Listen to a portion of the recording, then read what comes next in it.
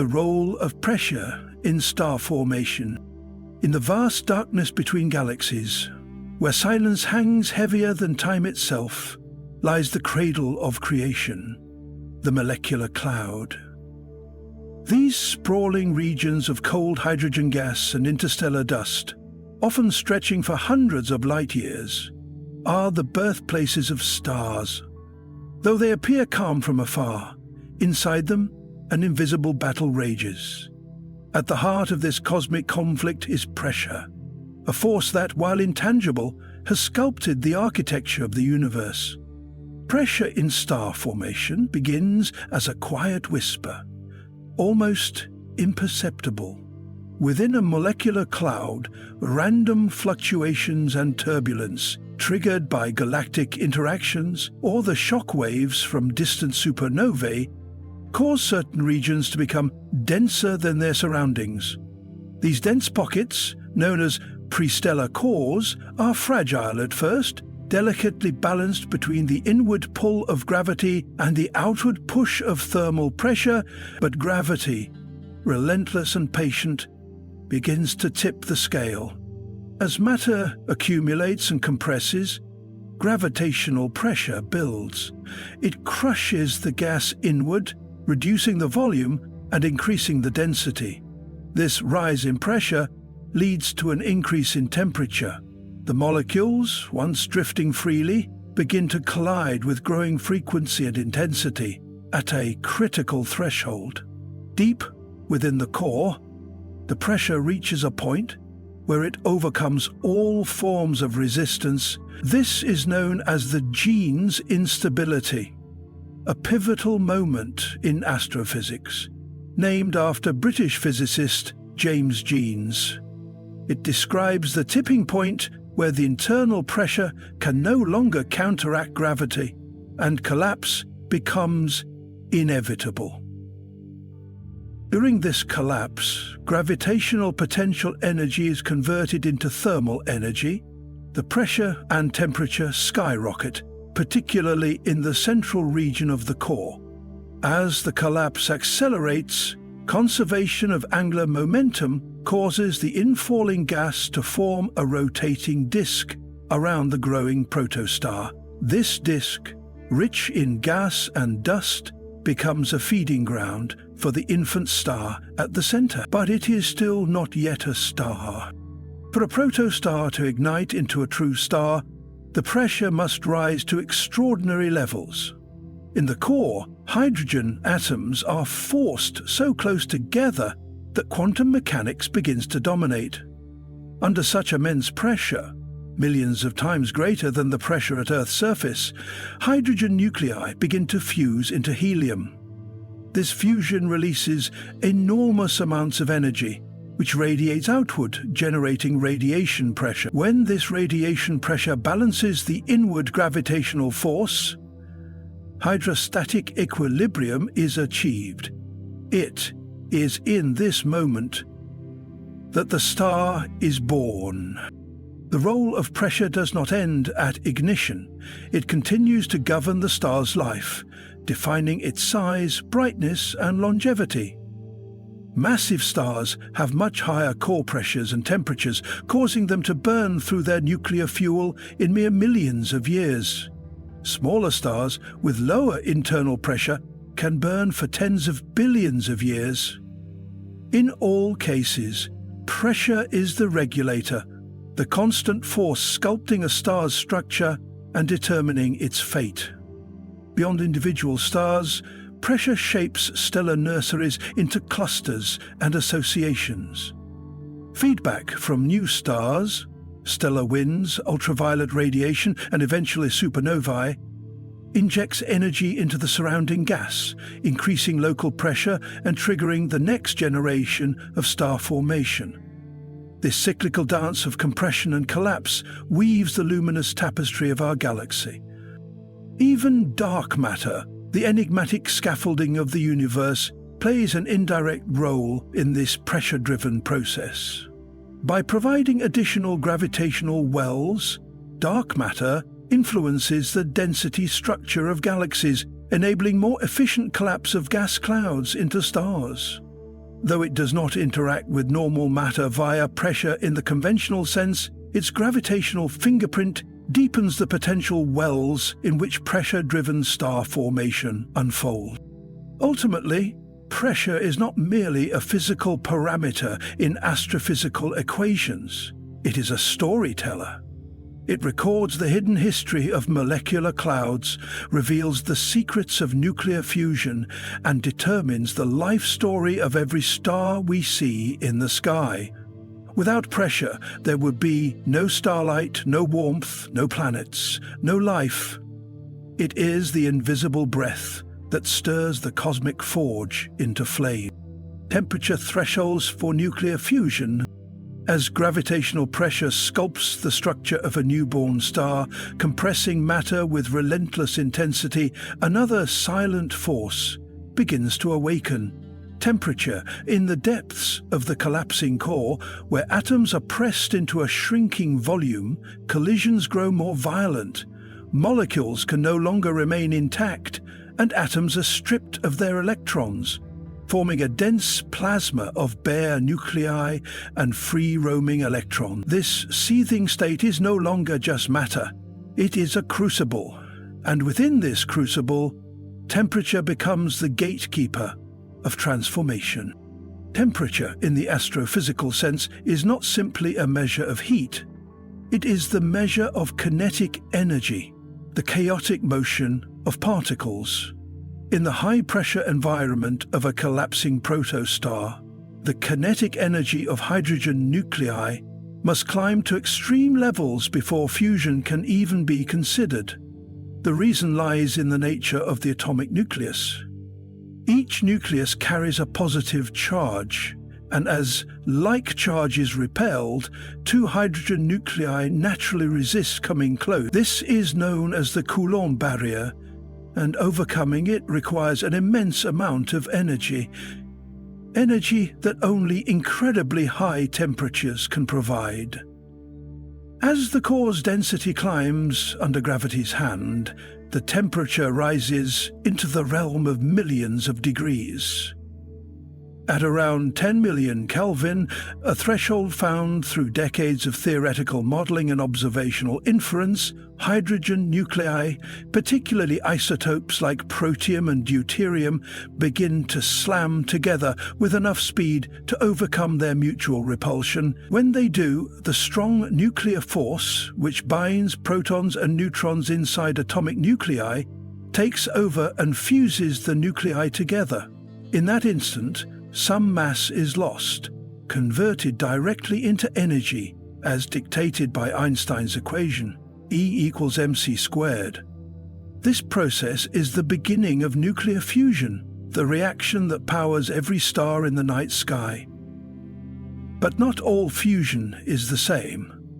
The temperature threshold determines which kind of fusion reaction dominates. In smaller stars like our Sun, the primary fusion pathway is the proton-proton chain. This reaction occurs at relatively lower temperatures, between 10 and 15 million Kelvin. But even this is scorching beyond human comprehension. Larger, more massive stars can reach internal temperatures exceeding 20 million Kelvin or more, enabling a faster and more efficient reaction known as the CNO cycle, where carbon, nitrogen, and oxygen atoms act as catalysts in the fusion of hydrogen into helium. Beyond hydrogen, the fusion of heavier elements requires even higher temperatures. Helium fusion, or the triple ALMA process, begins at approximately 100 million Kelvin, producing carbon and oxygen. In the later stages of a massive star's life, when the hydrogen and helium have been largely consumed, temperatures in the core can rise to several 100 million Kelvin. At these blistering levels, elements like carbon, neon, and silicon undergo fusion, producing ever heavier nuclei, leading up to iron, the endpoint of exothermic fusion. Iron, however, is a threshold. Fusing it does not release energy, it consumes it. This sets the stage for collapse. But before that, it marks the limit of what temperature and fusion can achieve inside a living star. The role of temperature in this process is not just to ignite fusion, it is to determine the star's entire evolutionary path. The rate of nuclear burning, the balance of elements, the intensity of radiation pressure, and the stability of the core. All are ruled by temperature. Understanding these thresholds has not come easily. It has required decades of observational astrophysics, particle accelerator experiments, and solar neutrino detection. In the mid-20th century, astrophysicists like Hans Bethe laid the theoretical groundwork for nuclear fusion in stars, predicting the energy yields and temperature requirements. These ideas were confirmed through solar models and later by the direct detection of neutrinos, ghostly particles emitted during fusion, giving us a glimpse into the sun's burning heart. The practical implications of these temperature thresholds stretch far beyond theory.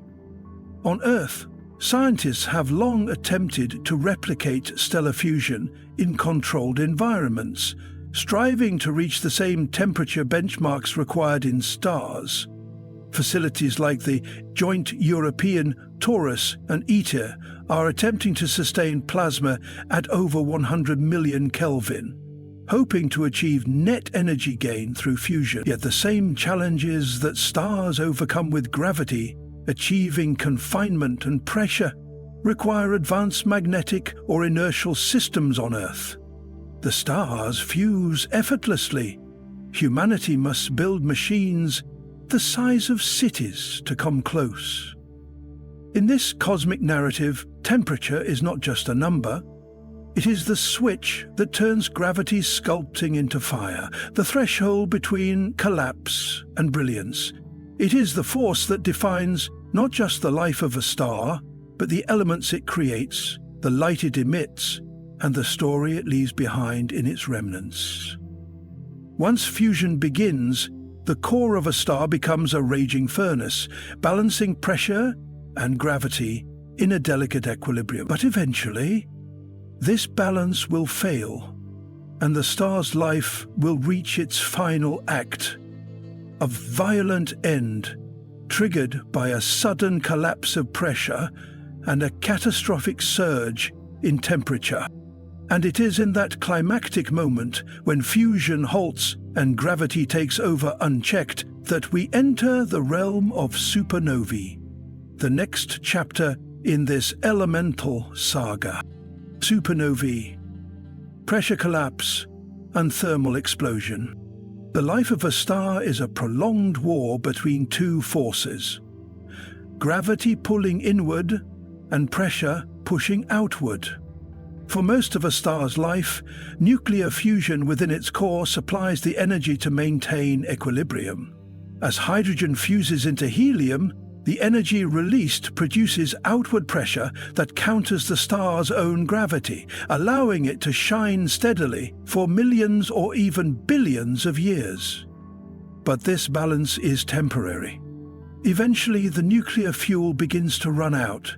When it does, the internal pressure that once resisted collapse fades and gravity reclaims its ancient dominion. What follows is one of the most violent events in the universe: a supernova. The journey toward a supernova begins in the hearts of massive stars, many times heavier than the Sun. These stellar giants burn through their nuclear fuel at a furious pace. After exhausting their hydrogen, they begin fusing helium into carbon, then carbon into oxygen, and so on, building an onion-like structure of concentric layers, each fusing heavier elements. At each stage, higher temperatures and pressures are required to sustain fusion. This progression culminates in the fusion of silicon into iron in the core. Current, however, marks a dead end. Unlike lighter elements, the fusion of iron does not release energy, it absorbs it.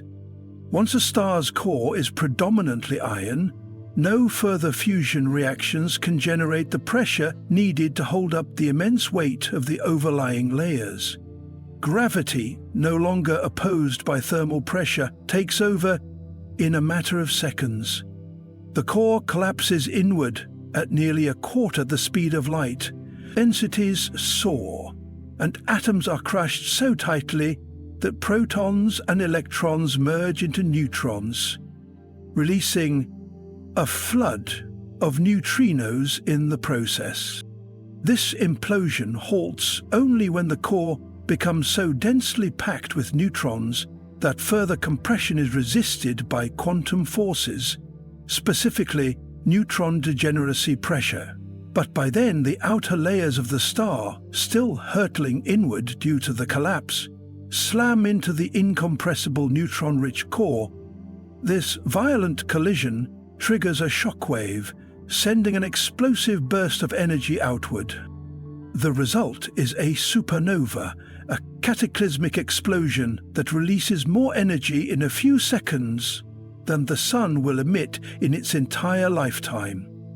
The outer layers of the star are blasted into space at speeds of thousands of miles per second, enriching the cosmos with heavy elements forged during the explosion. Gold, platinum, uranium, all these rare elements owe their existence to the high-energy crucible of a supernova. What was once a quiet, fusion-powered star becomes a radiant, expanding nebula, visible across entire galaxies. Supernovae come in different types, depending on their origin. The collapse of a massive star leads to what is called a Type II supernova, characterized by the presence of hydrogen in its spectrum. In contrast, some stars in binary systems undergo a different kind of explosion. Type A supernovae. In these scenarios, a white dwarf accretes matter from a companion star until it reaches a critical mass, triggering a runaway thermonuclear explosion that obliterates the star entirely. Despite their variety, all supernovae share a common essence: the catastrophic failure of pressure to contain gravity's inward pull. They are sudden deaths, but also cosmic births, giving rise to neutron stars, black holes, and the elemental diversity necessary for planets and life. Without supernovae, there would be no iron in human blood, no calcium in bones, no silicon in Earth's crust. They are not merely destructive, they are the engines of cosmic renewal. Supernovae also leave behind profound remnants. Expanding clouds of ionized gas and dust, such as the Crab Nebula, serve as glowing tombstones of once mighty stars. Their shockwaves propagate through interstellar space, compressing nearby molecular clouds and often triggering new waves of star formation. Thus, from destruction emerges creation, an endless cycle driven by the physics of collapse and explosion. Modern astronomy has learned to observe and study these events with increasing precision. High-energy observatories like Chandra and NuSTAR have captured the X-ray glow of supernova remnants, while radio telescopes map their magnetic fields. In recent years, astronomers have even detected the gravitational waves from the collapse of neutron stars, ripples in the fabric of space-time caused by these cosmic convulsions. The supernova stands as the ultimate testament to the power of pressure and temperature. It is what happens when fusion falters, when equilibrium is lost, and when the universe decides to reset the balance through an outburst of unimaginable energy. It is both a tomb and a womb, a place where one star ends and countless new possibilities begin. Yet not all explosive pressure systems are fueled by such dramatic endings. Some worlds, like the gas giants in our solar system, sustain massive internal pressures not through collapse, but through sheer mass and composition. Deep within their atmospheres, layers of pressure build silently, shaping strange, exotic interiors. And it is there, within the crushing depths of planets like Jupiter, that the story continues as we explore how pressure acts not in death, but in planetary life itself. Gas giants and their internal pressure systems. In the wake of stellar cataclysms like supernovae, matter scattered across interstellar space does not drift aimlessly. It gathers, coalesces, and reorganizes itself under the same ancient laws that govern stars. And within this cosmic ballet, not all gravitational conquests lead to fiery cores or nuclear ignition. Some massive objects form a different kind of monument to pressure, silent, cold, and shrouded in cloud. These are the gas giants, and within their depths lies a kingdom of pressure so immense it can transform the very nature of matter. Gas giants like Jupiter and Saturn are not failed stars, though their massiveness and composition hint at shared origins. These planetary titans formed from the protoplanetary disks left behind by young stars, where abundant hydrogen and helium condensed into enormous envelopes surrounding smaller, rocky or icy cores. Unlike terrestrial planets, gas giants never ignited nuclear fusion in their centers, yet their sheer mass created a gravitational grip strong enough to crush their interiors into exotic states unknown on Earth. In the upper layers of these planets, the atmosphere is dominated by molecular hydrogen and helium, floating above clouds of ammonia, water, and methane. But as one descends deeper beneath the visible cloud tops, the pressure increases relentlessly. The weight of the gas above exerts a constant and growing force, compressing the material below into ever denser phases. This is no ordinary weather system. It is a vertical column of atmospheric compression that extends tens of thousands of miles downward. Inside Jupiter, for example, pressures grow so extreme that hydrogen, the lightest and most common element in the universe, undergoes a profound transformation. Under pressures reaching several million times that of Earth's surface, molecular hydrogen is squeezed so tightly that electrons are freed from their nuclei, turning the fluid into metallic hydrogen, a rare electrically conductive state predicted by quantum physics and only recently recreated in laboratory conditions. This exotic metallic form is thought to behave like a liquid metal and is believed to be responsible for Jupiter's incredibly powerful magnetic field, the strongest of any planet in the solar system. This transformation is not merely a curiosity, it is a window into the fundamental behavior of matter under crushing force. Metallic hydrogen is a super-dense conductor that may exhibit superconductivity and superfluidity at certain pressures and temperatures. In Jupiter, it may extend across a vast inner shell that encircles the dense core, driving internal currents and influencing the planet's magnetic dynamo.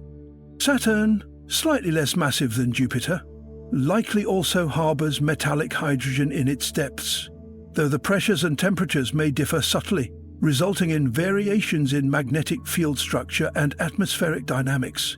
The interplay between mass, composition, and internal pressure defines not only the interiors but the very character of these planets. Their bands, storms, auroras, and radiation belts all trace their origins back to pressure-driven processes deep within. These internal systems are not static. As the gas giants slowly cool over billions of years, the internal heat, a relic of their formation and continued gravitational contraction, seeps outward. This thermal flux helps sustain convection within the fluid layers, allowing the internal pressure systems to remain dynamic. In Jupiter and Saturn, this contributes to the continuous churning of atmospheric bands and the persistence of long-lived storms like Jupiter's Great Red Spot. Uranus and Neptune, the ice giants, offer a variation on this theme. Though less massive and composed of a higher proportion of heavier elements like water, ammonia and methane, their interiors are still governed by staggering pressures. Deeper inside these planets, it is believed that water may exist in a superionic state, an exotic phase where hydrogen ions move freely through a rigid lattice of oxygen atoms. Such forms of matter arise only under intense compression and temperature, highlighting once again how pressure acts as a sculptor of the extraordinary. This brings us to the alternate, provocative, and alternate. Understanding these pressure systems is not only a matter of planetary science, it is a pursuit that touches on material physics, fluid dynamics, and magneto-hydrodynamics. Simulations and laboratory experiments on Earth attempt to recreate the high-pressure environments of gas giants to verify theories about their interior. These studies push the boundaries of human knowledge, challenging our understanding of states of matter and offering insights that extend into broader astrophysical questions. Gas giants are also time capsules, preserving the primordial materials of the early solar system.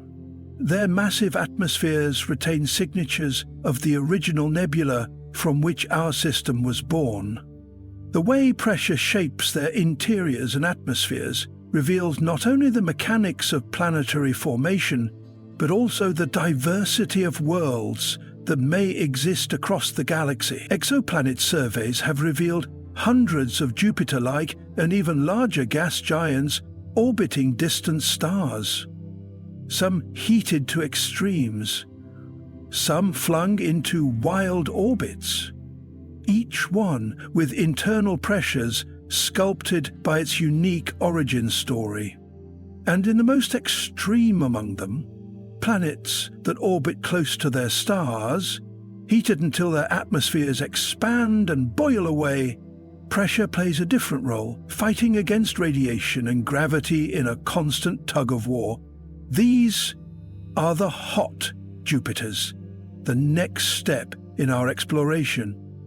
In them, pressure not only shapes the internal dynamics but also influences entire atmospheric envelopes in ways unseen in our solar system. As we turn to these alien giants, we find that the power of pressure is not only buried deep within, but also expressed in the swirling, turbulent skies far above. You said high-pressure chemistry inside exoplanets. As we extend our gaze beyond the solar system, we enter a realm teeming with planetary diversity, a tapestry of worlds where the familiar laws of physics meet unfamiliar extremes. Among these distant orbs are exoplanets, planets orbiting stars beyond our Sun, many of which exist under conditions far more intense than anything within our own cosmic neighborhood. Within their vast and often massive interiors, pressure becomes not merely a physical parameter, but a transformative agent of chemistry itself. Here, in the dark, crushing depths of these alien worlds, molecules rearrange, elements fuse into unrecognizable compounds, and new phases of matter emerge, ushering us into the frontier of high-pressure chemistry. On Earth, chemistry unfolds under relatively gentle conditions. Molecular bonds form and break in predictable ways, governed by room temperature and atmospheric pressure. But as we move beneath the surface of a super-Earth, or into the cores of hot Jupiters, pressure can climb to levels unimaginable on our home planet, millions or even billions of times greater than what we experience on the surface. Under such crushing force, atoms are not merely pushed together, they are forced into entirely new configurations. Electrons are stripped from their shells, atomic radii shrink, and the very fabric of chemical identity is stretched to its limits. In these exotic environments, the traditional rules of valency and molecular stability are rewritten. For example, under extreme pressure, elements that are normally inert on Earth may become chemically active. Noble gases such as xenon, typically unreactive, can be forced into forming stable compounds with metals or oxygen. Sodium, an element familiar in table salt, transforms into a transparent insulator under pressure, defying its normal metallic behavior. Even water, the most essential and studied compound on Earth, adopts unfamiliar crystalline forms under pressure, forming phases like Ice 7 or Ice X, solids that exist not because of cold, but because of extraordinary compression. This pressure-induced transformation of matter plays a crucial role in defining the internal makeup and evolution of many exoplanets. Super-Earths, which possess masses several times that of Earth, are expected to have deep mantles and cores where high-pressure phases of silicates, carbonates, and iron alloys dominate.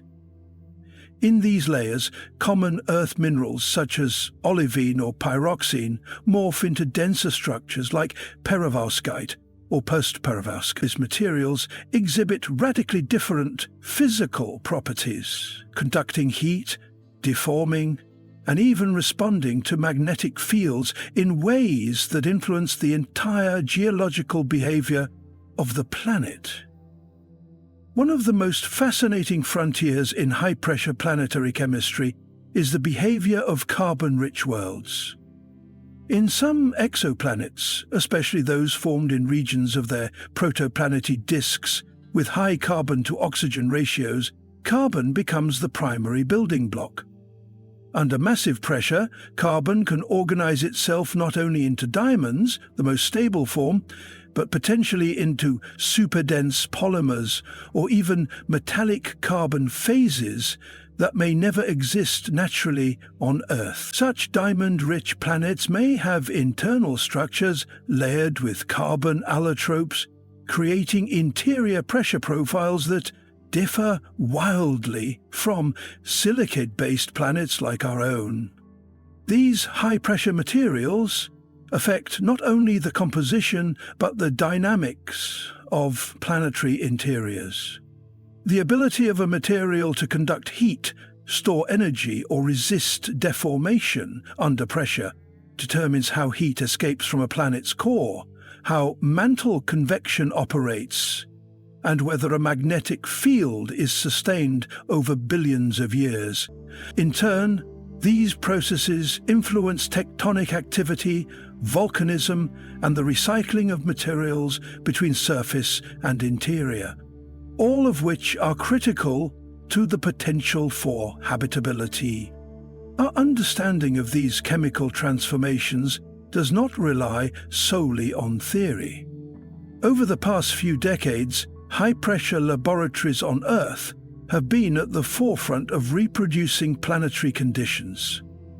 Using diamond anvil cells, scientists can generate pressures approaching those found in exoplanetary cores, compressing samples between gem-grade diamonds to study how atoms behave in extreme environments. Coupled with high-powered lasers and synchrotron radiation, these experiments reveal phase transitions, bond rearrangements, and conductivity changes in real time, offering a glimpse into the alien chemistries shaping distant worlds. Astronomical observations add another layer to this puzzle. By studying the mass, radius, and density of exoplanets, scientists infer internal structures and compositions.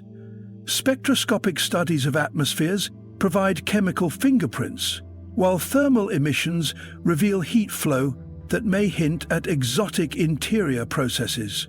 The James Webb Space Telescope and upcoming missions promise to deepen this understanding, allowing us to test high-pressure chemical predictions against the data gathered from real, far-off worlds.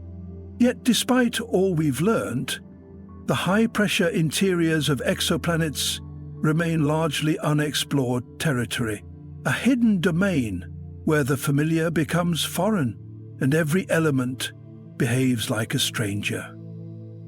Here, pressure is not merely a modifier of chemistry, it is a creator of entirely new realities, a force that can push matter into states with no earthly counterpart.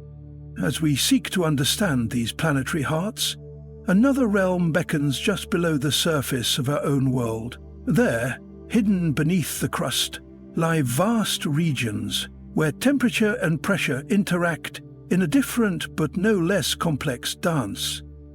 The gradients beneath Earth's surface hold secrets of their own, driving plate tectonics, feeding volcanic systems, and regulating the flow of heat that keeps our planet geologically alive. And so our exploration continues, from the deep hearts of alien worlds to the unseen engines beneath our feet. Thermal gradients beneath Earth's crust. While the high-pressure chemistries of distant exoplanets illuminate the extremes of planetary behavior, a subtler yet equally powerful narrative unfolds beneath our very feet. Here on Earth, the crust, the outermost shell of solid rock, is merely a thin veneer draped over a dynamic and restless interior. Beneath it lies a realm where temperature and pressure rise together in an intricate and layered ballet, giving rise to what geophysicists call thermal gradients. These invisible slopes of heat, increasing with depth, are not just geological curiosities. They are the engines that power tectonics, shape the continents, and sustain the magnetic field that protects life itself. The thermal gradient is, in essence, a measure of how temperature changes with depth beneath the surface. On average, for every mile one descends into Earth's interior, the temperature increases by roughly 20 to 25 degrees Celsius.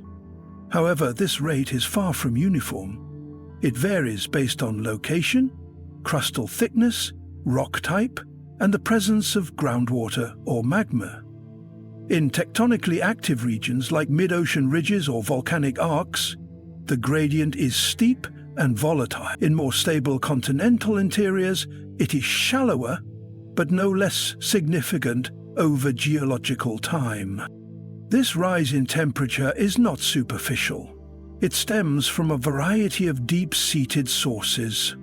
The first is residual heat from Earth's formation, an ancient warmth left over from the planet's violent birth in the early solar system. During Earth's accretion, planetesimals and protoplanets collided, releasing tremendous amounts of energy. That heat, though slowly dissipating, still lingers in the deep mantle. The second source is the decay of radioactive isotopes, primarily uranium, thorium, and potassium.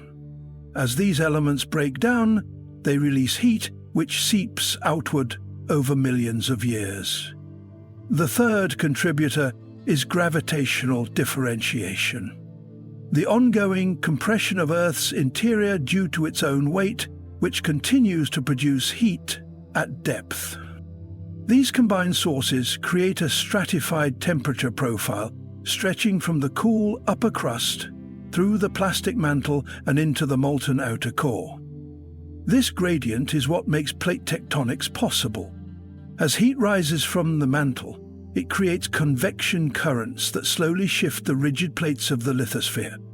These movements drive continental drift, mountain formation, ocean trench subduction, and earthquakes, phenomena that define the geological history of our world.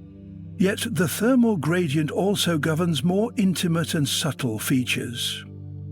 In regions of high geothermal activity, such as Iceland or the Pacific Ring of Fire, the shallow gradient allows for hot springs, geysers, and volcanic eruptions. These are not just spectacles of nature.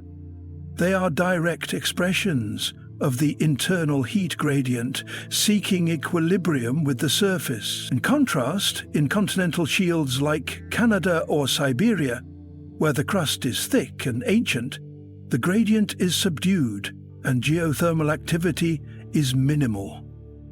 One of the most profound implications of Earth's thermal gradients lies in its role in mantle convection. The mantle, though solid by conventional standards, behaves plastically over long timescales. As hot material rises and cooler material sinks, vast cells of convective motion circulate slowly beneath the lithosphere. These motions not only redistribute heat, but also drag tectonic plates along their surfaces. This movement is central to the theory of plate tectonics, developed in the mid-20th century and now foundational to geology. Without the temperature differences that drive these flows, Earth's surface would be geologically inert. In deeper regions near the boundary between the lower mantle and the outer core, the gradient steepens dramatically. Temperatures reach thousands of degrees Celsius, creating a stark contrast between the silicate mantle and the molten iron-nickel core. This intense thermal gradient fuels the geodynamic, the process by which Earth's magnetic field is generated. As hot, electrically conductive fluid moves within the outer core, it sets up complex flows that generate magnetic lines of force encircling the planet. This magnetic shield deflects solar wind and cosmic radiation, preserving the atmosphere and protecting life. Studying these gradients is a monumental task. Direct sampling is limited to a few miles of crust through boreholes like the Kola super-deep borehole in Russia or deep mine shafts in South Africa. To probe deeper, scientists rely on seismic wave studies, laboratory experiments that simulate high pressure and high temperature conditions, and sophisticated numerical models. Through these tools, they reconstruct a thermal map of Earth's interior, refining our understanding of how heat flows and where the boundaries of tectonic and magnetic behavior lie. The practical applications of this knowledge are vast. Geothermal energy, a renewable resource that taps into Earth's internal heat, depends on identifying regions with favorable thermal gradients.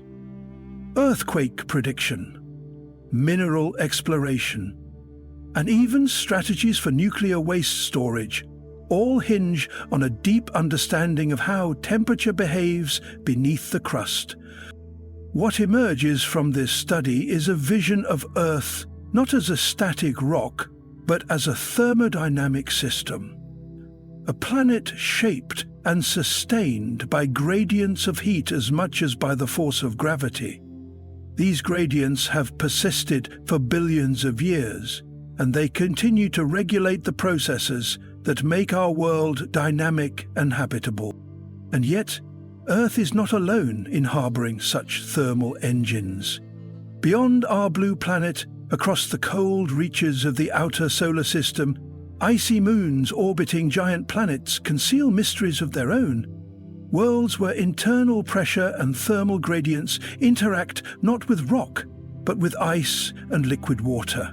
Some of these frigid satellites may hold vast oceans beneath frozen crusts, warmed not by sunlight, but by internal forces. It is here that we turn next, to explore how pressure and heat combine beneath the icy shells of distant moons, and what those hidden seas may reveal about the possibility of life beyond Earth. In the intricate continuum of thermodynamic forces that shape the cosmos, few phenomena so vividly encapsulate the interplay of pressure, temperature, and density as the white dwarf. Emerging from the dramatic death throes of stars not massive enough to become neutron stars or black holes, white dwarfs are not simply remnants. They are the frozen echoes of stellar lifetimes, stabilized by one of the most exotic and unintuitive pressures in all of physics, electron degeneracy pressure. This invisible quantum force operates not in the classical realm of temperature and volume, but in the deeply probabilistic domain of quantum mechanics, where the identities of particles and the uncertainty of their positions define physical reality itself. White dwarfs originate when stars similar in mass to our Sun exhaust their nuclear fuel. Lacking the mass to trigger further fusion beyond helium, these stars shed their outer layers into space, forming elegant planetary nebulae.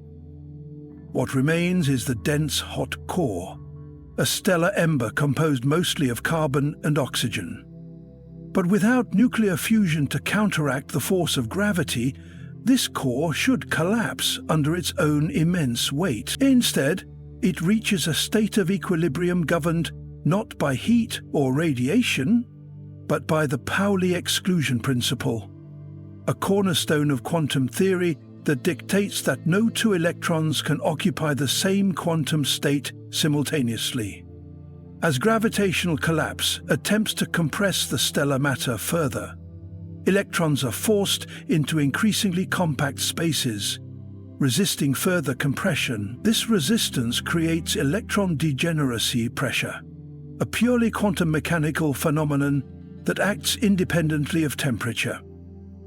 This type of pressure has no classical analog, unlike gas pressure, which increases with heat, or radiation pressure, which is tied to photon emissions. Degeneracy pressure exists even at absolute zero. It arises from the limitations imposed by quantum uncertainty and the indistinguishability of particles. As electrons are squeezed closer together, their momentum increases, not from thermal agitation, but from their confinement in space, generating a pressure that halts gravitational collapse. This balancing act is delicate. A typical white dwarf may contain the mass of the Sun compressed into a volume similar to that of the Earth, resulting in average densities of hundreds of thousands of grams per cubic centimeter. The surface gravity of such an object is nearly 100,000 times that of Earth. A mere teaspoon of white dwarf material would weigh several tons. The structural integrity of such an object is not upheld by heat or molecular bonds, but by the intrinsic quantum properties of electrons. However, this equilibrium has its limits. There exists a theoretical boundary known as the Chandrasekhar limit, named after the Indian-American astrophysicist Subrahmanyan Chandrasekhar, who first calculated it in the early 20th century. This limit, slightly above 1 1/3 times the mass of the Sun, represents the maximum mass a white dwarf can possess while still being supported by electron degeneracy pressure. Beyond this threshold, gravity overwhelms the quantum resistance of the electrons, and the white dwarf can collapse further, potentially becoming a neutron star or triggering a Type A supernova. These supernovae are not only violent ends for white dwarfs, but they also serve as standard candles, cosmic lighthouses, allowing astronomers to measure vast intergalactic distances and even trace the accelerated expansion of the universe. White dwarfs, though remnants, are not static relics. Over billions of years, they gradually cool and fade, radiating away their residual heat until they become cold. Dark black dwarfs. Yet, because the universe is not old enough for any white dwarf to have fully cooled into this state, black dwarfs remain hypothetical, ghosts of a far future still to come. Meanwhile, the observable white dwarfs, some of which are among the oldest objects in the Milky Way, offer critical insight into stellar life cycles, galactic evolution, and the behavior of matter under extreme conditions. As we explore white dwarfs more deeply, we begin to understand that degeneracy pressure is not unique to them. It reappears, though in different forms, in even more extreme stellar corpses. When white dwarfs exceed their mass limit and collapse, the electrons and protons may fuse into neutrons, leading to an even denser form of matter, governed by neutron degeneracy pressure. This naturally leads us to the next stage in this journey through cosmic pressure, the study of neutron stars and the almost inconceivable densities and gravitational forces that define them. The progression from white dwarfs, sustained by quantum degeneracy pressure, to neutron stars and black holes, reveals a universe where gravity persistently challenges the structural limits of matter. When gravity finally triumphs, creating an entity so dense that not even light can escape. It leaves behind not a tangible object, but a region defined by an invisible boundary, the event horizon. Yet, long before matter vanishes into this horizon, it undergoes a violent and radiant transformation. In the swirling chaos that surrounds a black hole, this region, known as the accretion disk, is not merely a feature of cosmic architecture. It is one of the hottest and most energetic phenomena in the known universe, where gravitational forces are so intense and frictions so extreme that temperatures soar to levels that rival stellar cores. An accretion disk forms when matter spirals inward toward a black hole, drawn by its immense gravitational pull. This matter, often gas, dust, and even fragments of stars, is not pulled straight in. Instead, due to the conservation of angular momentum, it whirls around the black hole, flattening into a rapidly rotating disk. As it orbits, each particle of infalling matter experiences drag and friction, not only against other particles, but also against intense magnetic fields and turbulent plasma currents. This frictional interaction converts gravitational potential energy into thermal energy, heating the disk to extraordinary temperatures. In the outer regions of the accretion disk, temperatures are already fierce, hot enough to ionize hydrogen and emit copious amounts of visible light and ultraviolet radiation. But as matter spirals closer to the event horizon, it accelerates, compresses, and heats to even more extreme levels. Near the innermost stable circular orbit, which marks the closest distance matter can orbit before plunging into the black hole, temperatures can reach millions of degrees. At these inner radii, the disk emits high-energy X-rays and even gamma rays.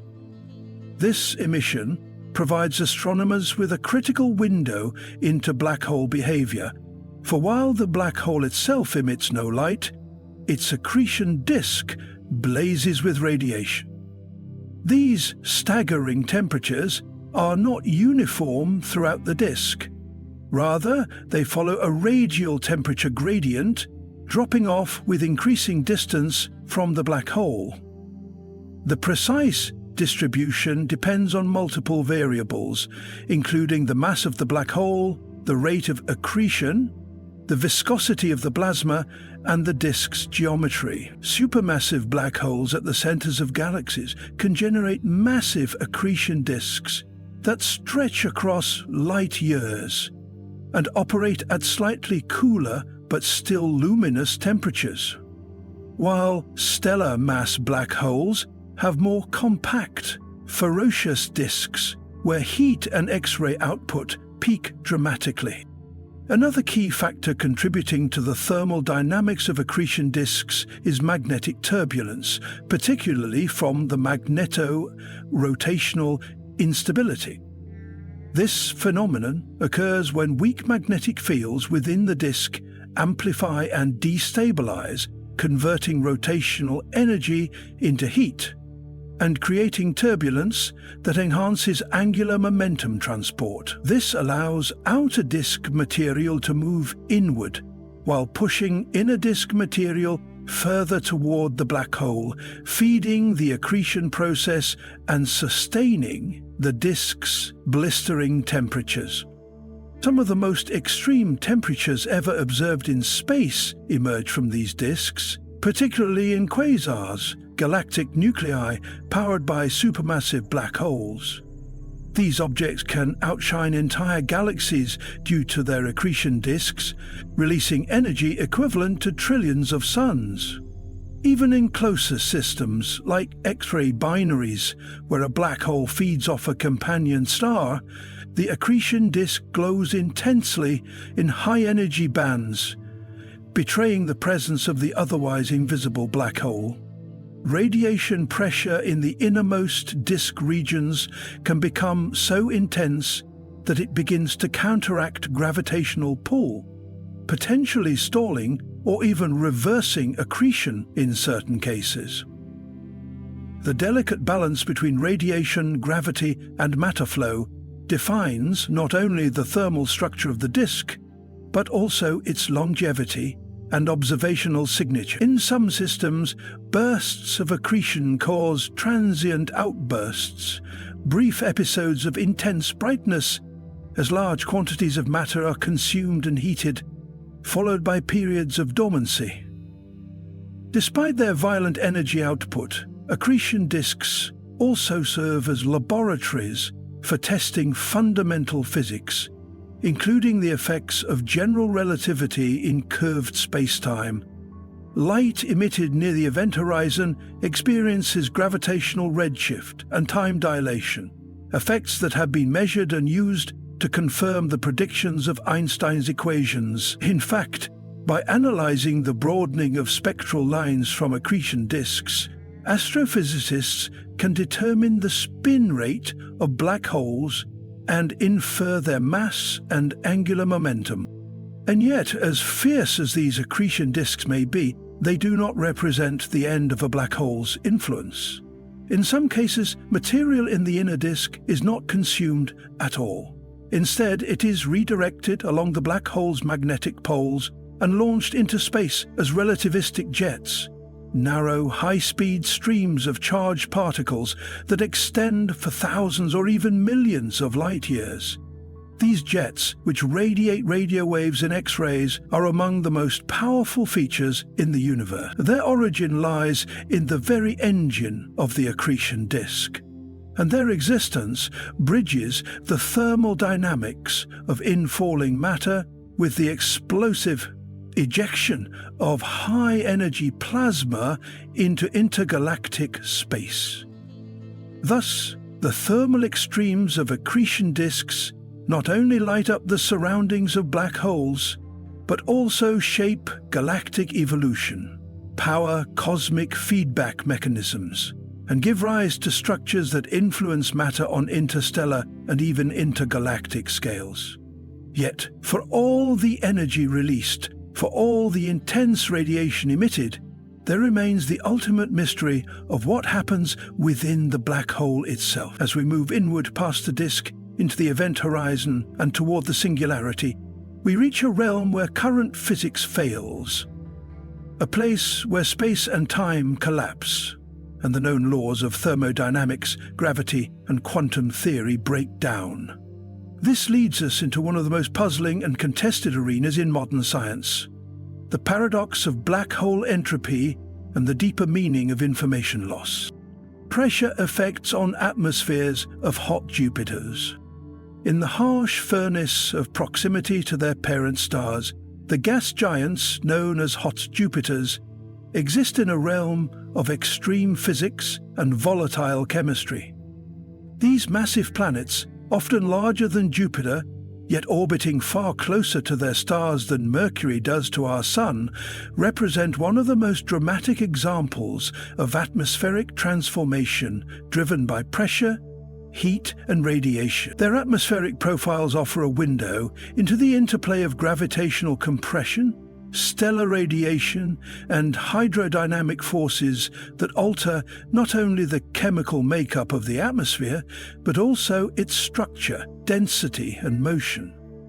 The term hot Jupiter was coined following the unexpected discovery of the exoplanet 51 Pegasi b in the mid-1990s.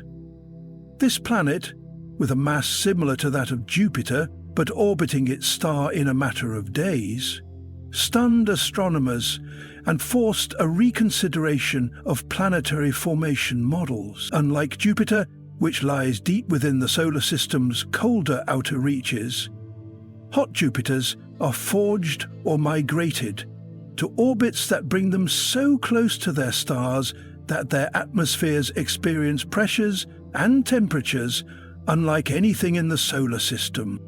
At the core of their atmospheric dynamics is pressure, a variable dictated by both the planet's own gravity and the immense heating it undergoes due to stellar proximity.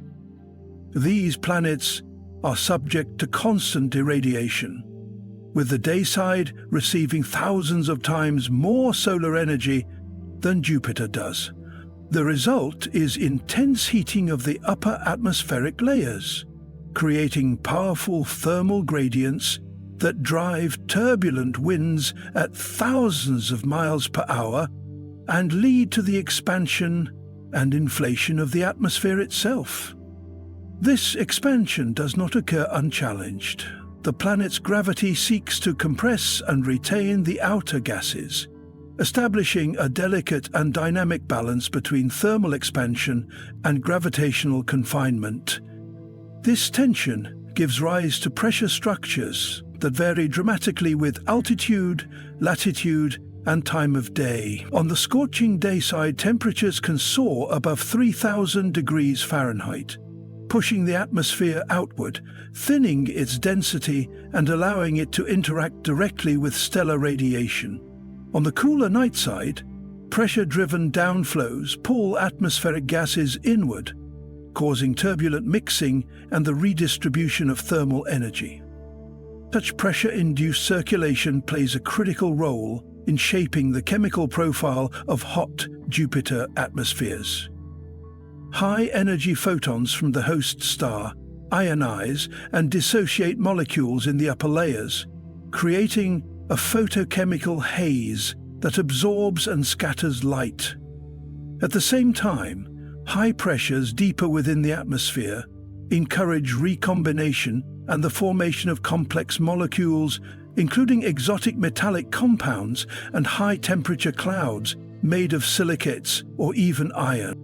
The extreme pressure gradients also influence cloud formation and vertical layering. Unlike Earth, where clouds are formed from water vapor condensing under mild pressure differences, hot Jupiters can form clouds composed of vaporized rock and metal that condense under conditions of intense compression. These clouds are not mere weather phenomena, they are key indicators of atmospheric evolution and energy transport, and they play a decisive role in the planet's albedo and thermal emission. In some cases, the pressure and heat become so overwhelming that the outer atmosphere escapes entirely. This phenomenon, known as atmospheric blow-off or hydrodynamic escape, is driven by the immense energy deposited by the star and facilitated by the relatively low gravitational binding at the planet's inflated outer layers. Ultraviolet radiation ionizes hydrogen atoms, heating the gas and creating an expanding envelope that can extend tens of thousands of miles into space.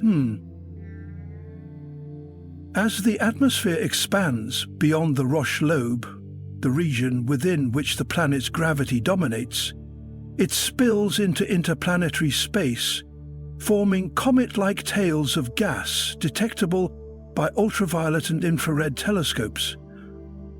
This escape process is not uniform.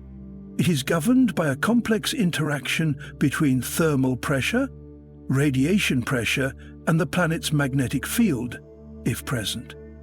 Some hot Jupiters may develop protective magnetospheres that channel and redirect escaping particles, while others are stripped more freely, losing mass at rates that can gradually erode the atmosphere over geological timescales. The degree of pressure confinement in the lower atmosphere thus becomes a key determinant of atmospheric longevity. Understanding the pressure-driven dynamics of hot Jupiter atmospheres has profound implications for the broader field of exoplanetary science. These planets serve as natural laboratories for studying atmospheric physics under extreme conditions, insights that can be extended to a wide variety of exoplanets, including smaller terrestrial worlds. Moreover, the pressure profiles inferred from transmission spectrum obtained as these planets pass in front of their stars reveal crucial information about atmospheric composition, cloud structure, and thermal gradients. As pressure sculpts the towering, windswept, and often unstable atmospheres of hot Jupiters, it connects to a wider narrative about the role of force and environment in planetary identity. These atmospheres are not static shells. They are living, evolving systems, shaped by deep interior physics and external radiation alike. And this brings us to another layer of complexity, one that pushes beyond the atmospheric shell and into the deeper internal regions of these gas giants and other worlds. What happens when pressures grow so immense that ordinary chemistry gives way to the unexpected? As we transition now from the external to the internal, we begin to explore an even more enigmatic frontier, the strange and extreme physics at play in high-pressure ice giants and planetary cores. In the next segment, we journey deeper into matter itself, confronting the exotic behaviors of degenerate states in ultra-dense worlds. The boiling and freezing points across alien worlds.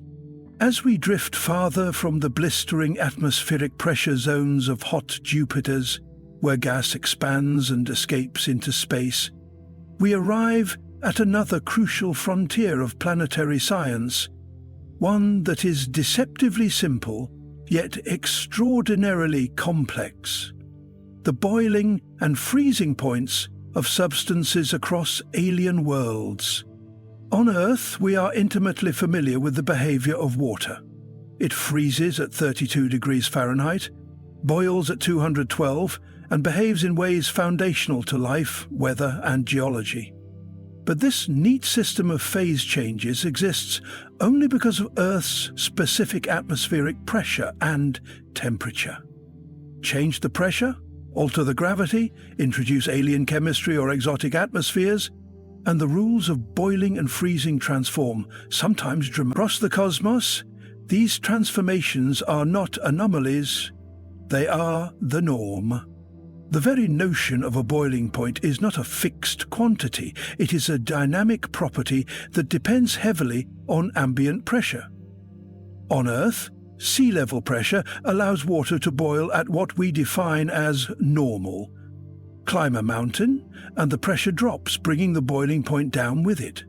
Travel to space, where the vacuum reigns, and water doesn't boil. It sublimates, passing instantly from solid to vapor. This fluid relationship between pressure and boiling is central to understanding the behavior of matter on other planets and moons. Take, for example, the icy surface of Europa, one of Jupiter's moons. There, water is not liquid, but rock-hard ice, hardened not merely by low temperature, but by a nearly non-existent atmospheric pressure.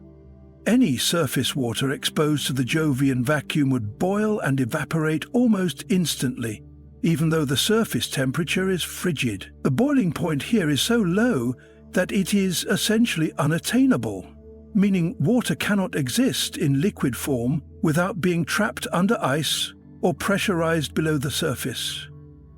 This makes Europa's potential subsurface oceans all the more fascinating, as they exist in hidden chambers where internal pressure and heat allow water to stay liquid, defying the expectations set by the moon's icy crust. Contrast this with Titan, Saturn's mysterious moon, cloaked in a thick, nitrogen-rich atmosphere. Here, the pressure at the surface is higher than Earth's, and the temperatures hover hundreds of degrees below freezing. In this alien environment, methane and ethane take on the roles that water plays on Earth. They rain from orange clouds, carve river channels, and fill lakes. The freezing and boiling points of these hydrocarbons are such that they can remain liquid in Titan's surface conditions, creating a cycle similar to Earth's hydrological system, but based on entirely different substances.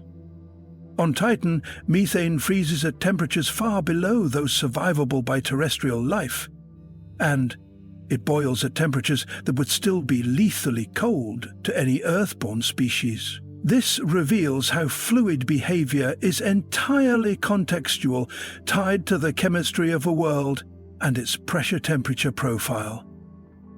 Then there is Venus, Earth's planetary twin in terms of size, but radically divergent in climate, with surface pressures more than 90 times that of Earth and temperatures high enough to melt lead. The boiling points of most substances are pushed upward dramatically. Water, even if it somehow reached the surface of Venus, would not survive. It would superheat into steam instantly and be destroyed by photodissociation in the upper atmosphere. Even metals like zinc or bismuth have their boiling points challenged by Venusian conditions.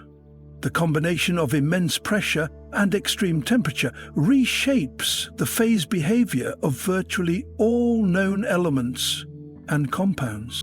Beyond our solar system, the rules continue to bend. On planets orbiting red dwarfs, where stellar radiation is intense but uneven, it's possible to find tidally locked planets, with one face perpetually scorched and the other in eternal shadow. On such a planet, the boiling and freezing points of the same substance could occur simultaneously within a span of just a few hundred miles.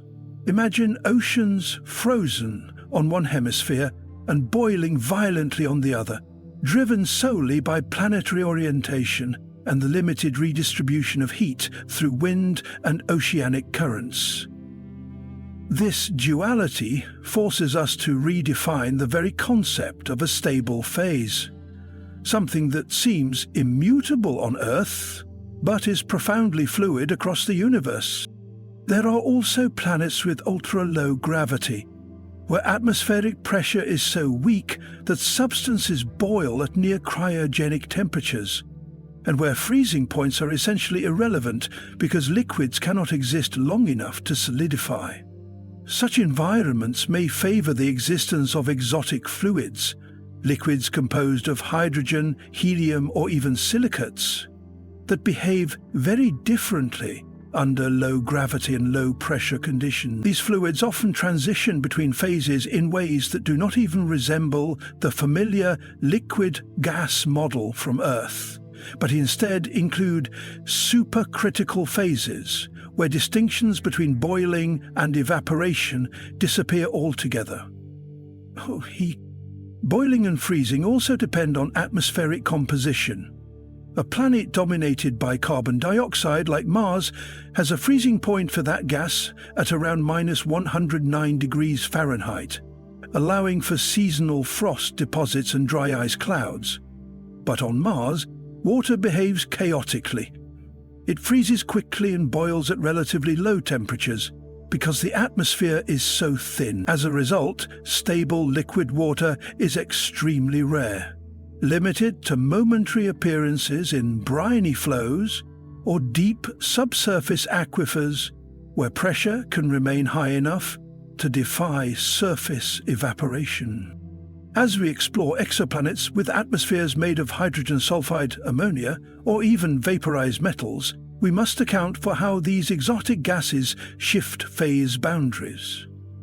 An atmosphere composed of sodium vapor might produce metallic rains under the right conditions, with freezing and boiling points that are utterly alien to terrestrial biology. Such atmospheres may even exist in temperature-pressure regimes where known chemistry begins to break down, where electron orbitals deform, and elements behave in ways not previously recorded.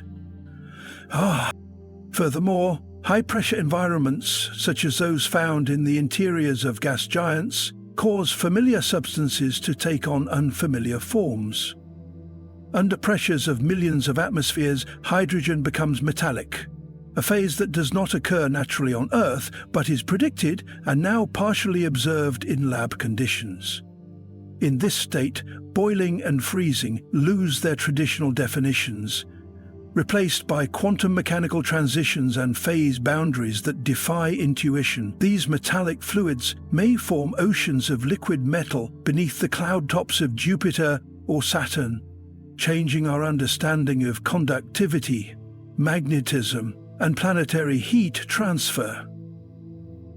Thus, across the universe, boiling and freezing points are not simple thresholds, but fluid, context-driven phenomena shaped by pressure, temperature, chemical identity, gravity, and planetary evolution.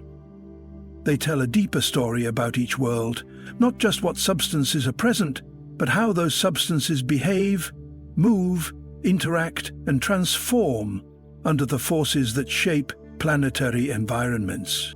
As we continue to investigate how matter behaves across such diverse alien landscapes, a new challenge emerges. How do we decode the structure of atmospheres and materials in places we cannot yet touch? How do we measure pressure, temperature, phase, and composition at thousands or even millions of miles away? The next part of our exploration delves into these remote sensing techniques and the intricate velocity fields that reveal the hidden dynamics of expanding galaxy clusters, where the movement of gas and dark matter plays a cosmic symphony written in pressure, gravity, and time. In the frozen frontiers of our solar system and beyond, there exists a geological phenomenon so alien, so quietly powerful, that it challenges our very definition of volcanic activity.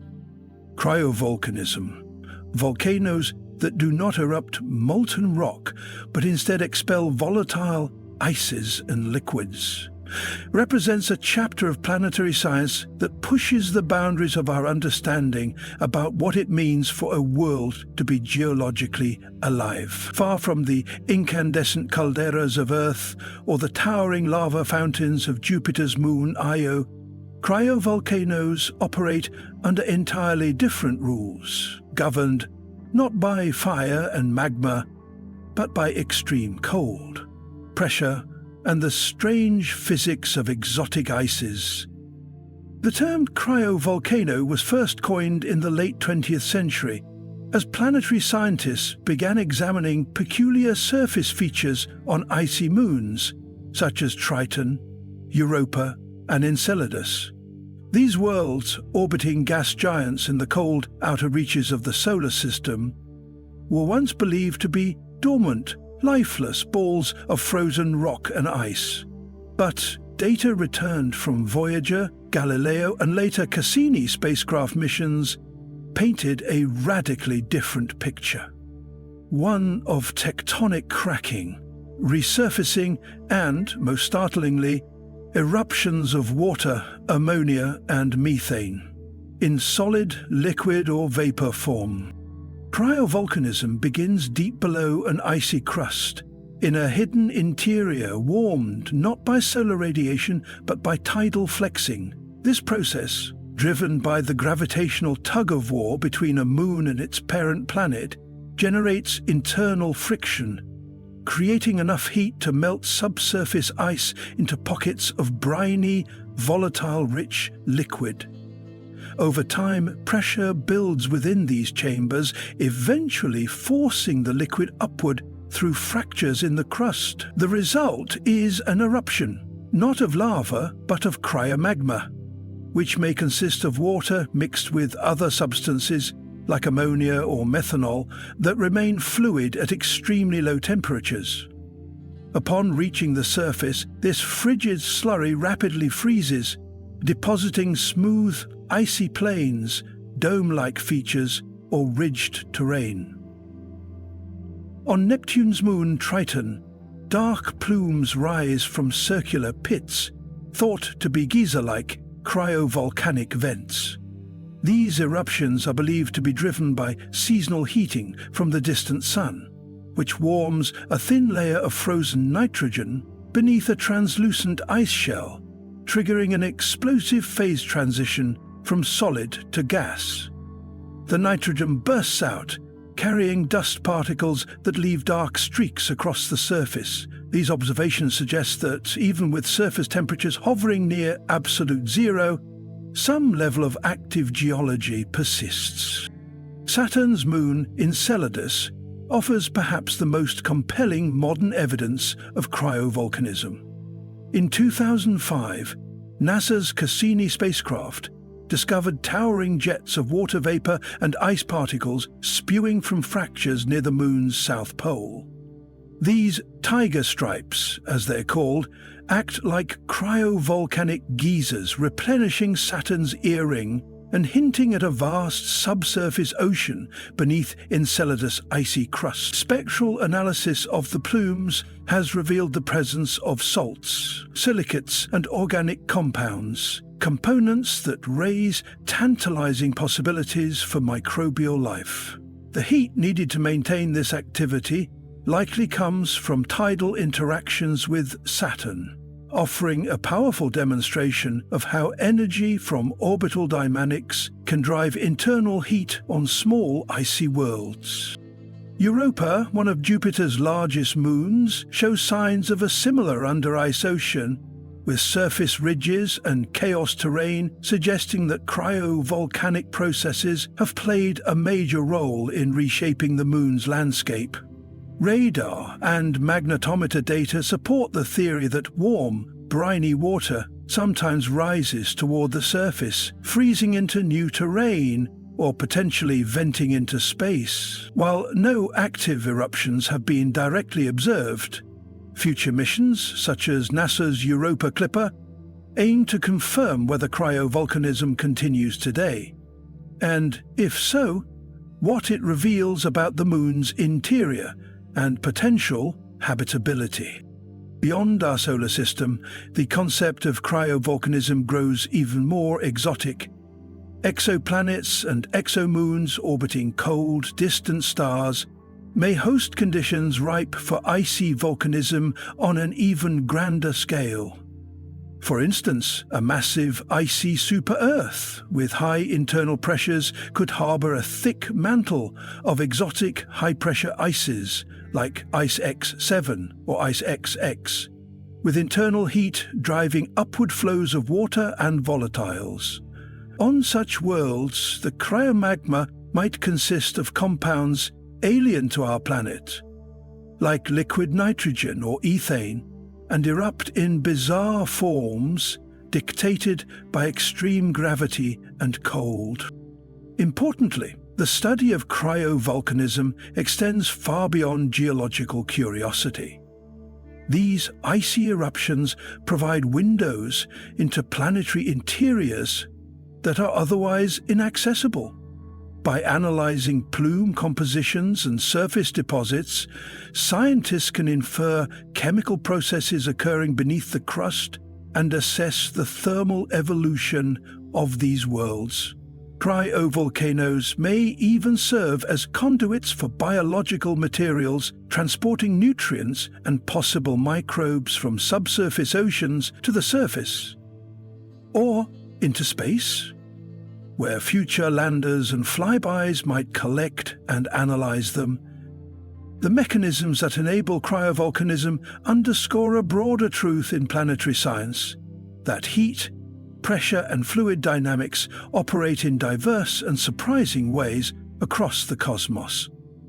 Volcanism, once thought the exclusive domain of molten rock and high temperatures, now encompasses a spectrum of processes adapted to the unique conditions of each world. In doing so, it bridges the gap between what we know of Earth and the broader mechanics of the universe.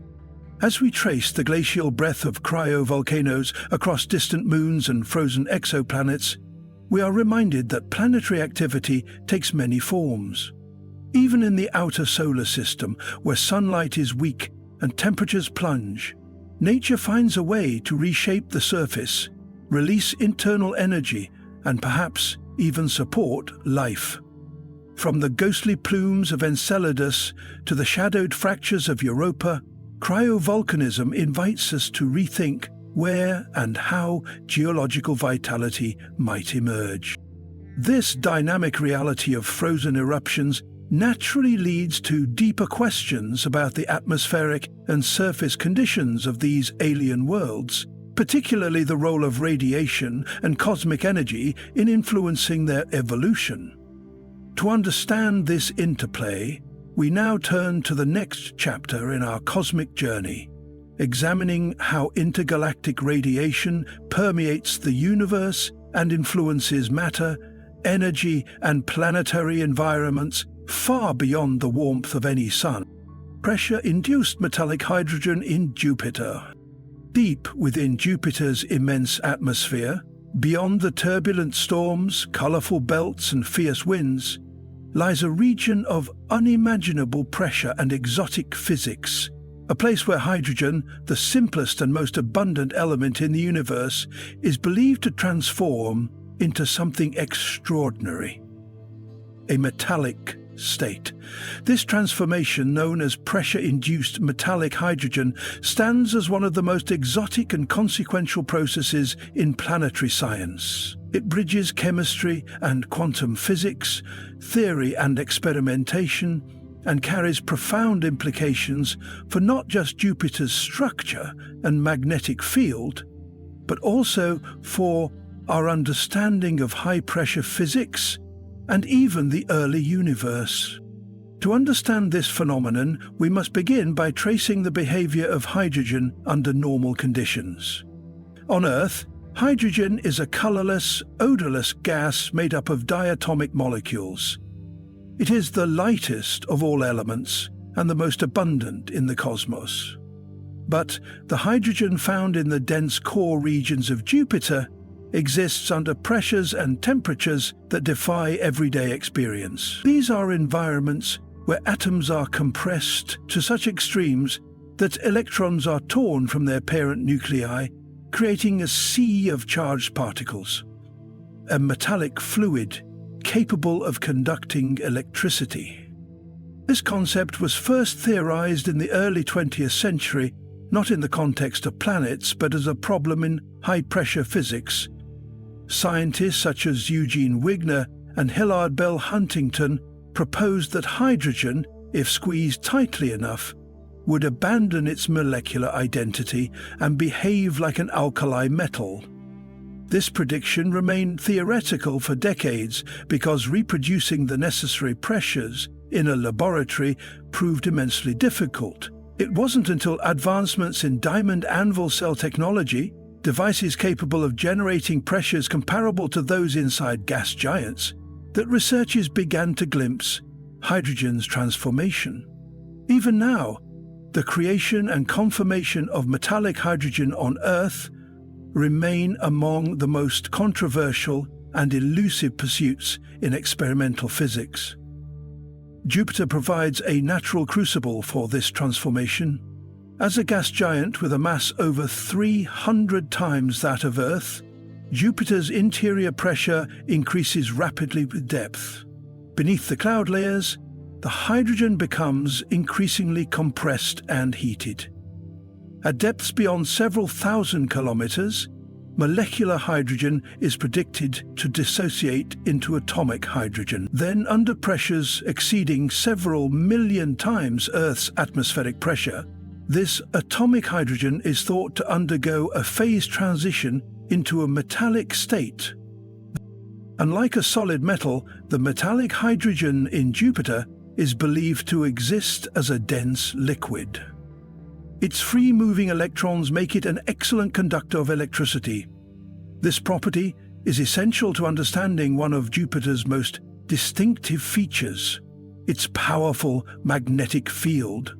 Jupiter's magnetic field is by far the strongest of any planet in the solar system, extending millions of miles into space and forming a massive magnetosphere This field is generated by a dynamo effect, similar to Earth's, but driven not by a core of molten iron, but by the swirling flows of metallic hydrogen deep within Jupiter's interior.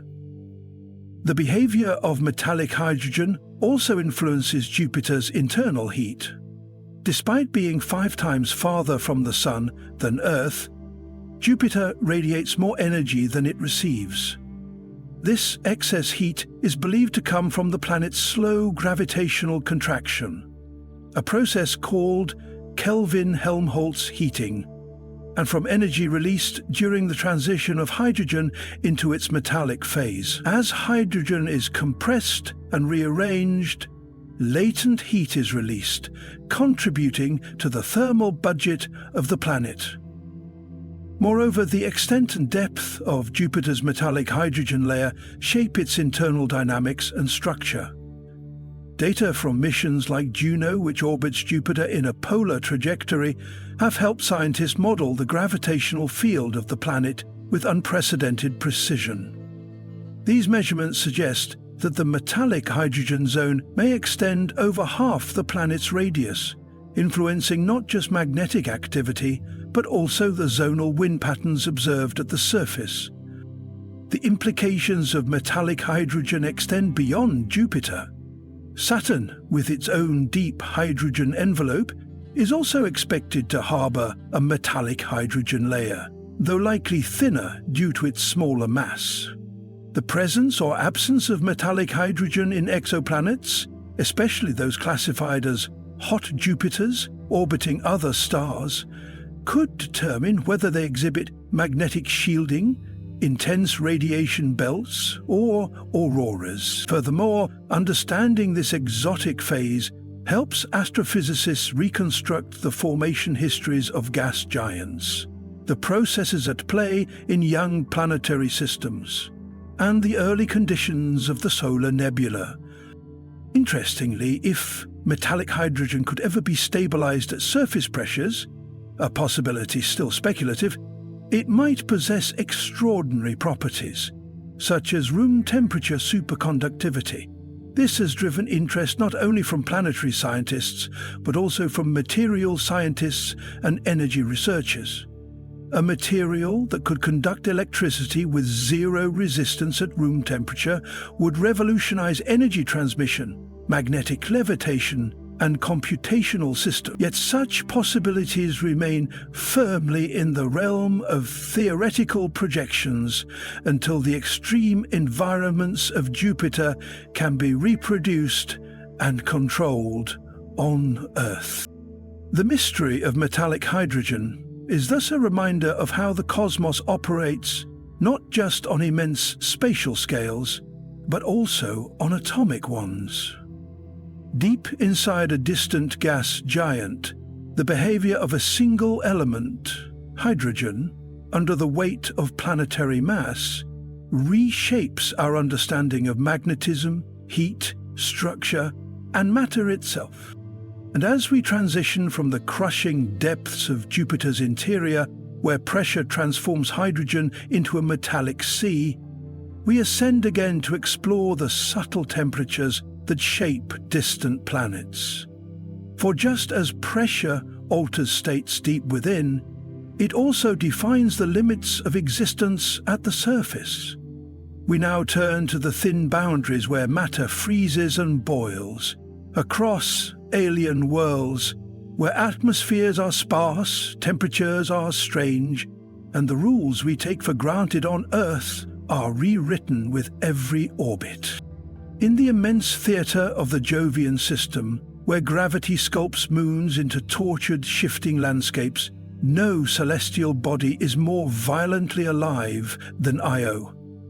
This tiny, mottled moon, no larger than Earth's own satellite, is a world in perpetual agony, its surface rent open time and again by the explosive forces churning beneath.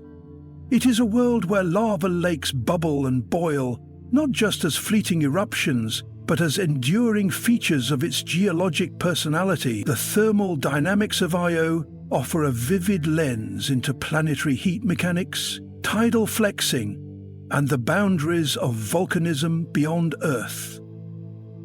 Io is the most volcanically active body in the solar system, a title it owes not to its size or composition alone, but to the relentless gravitational torture exerted by Jupiter and its neighbouring moons, Europa and Ganymede.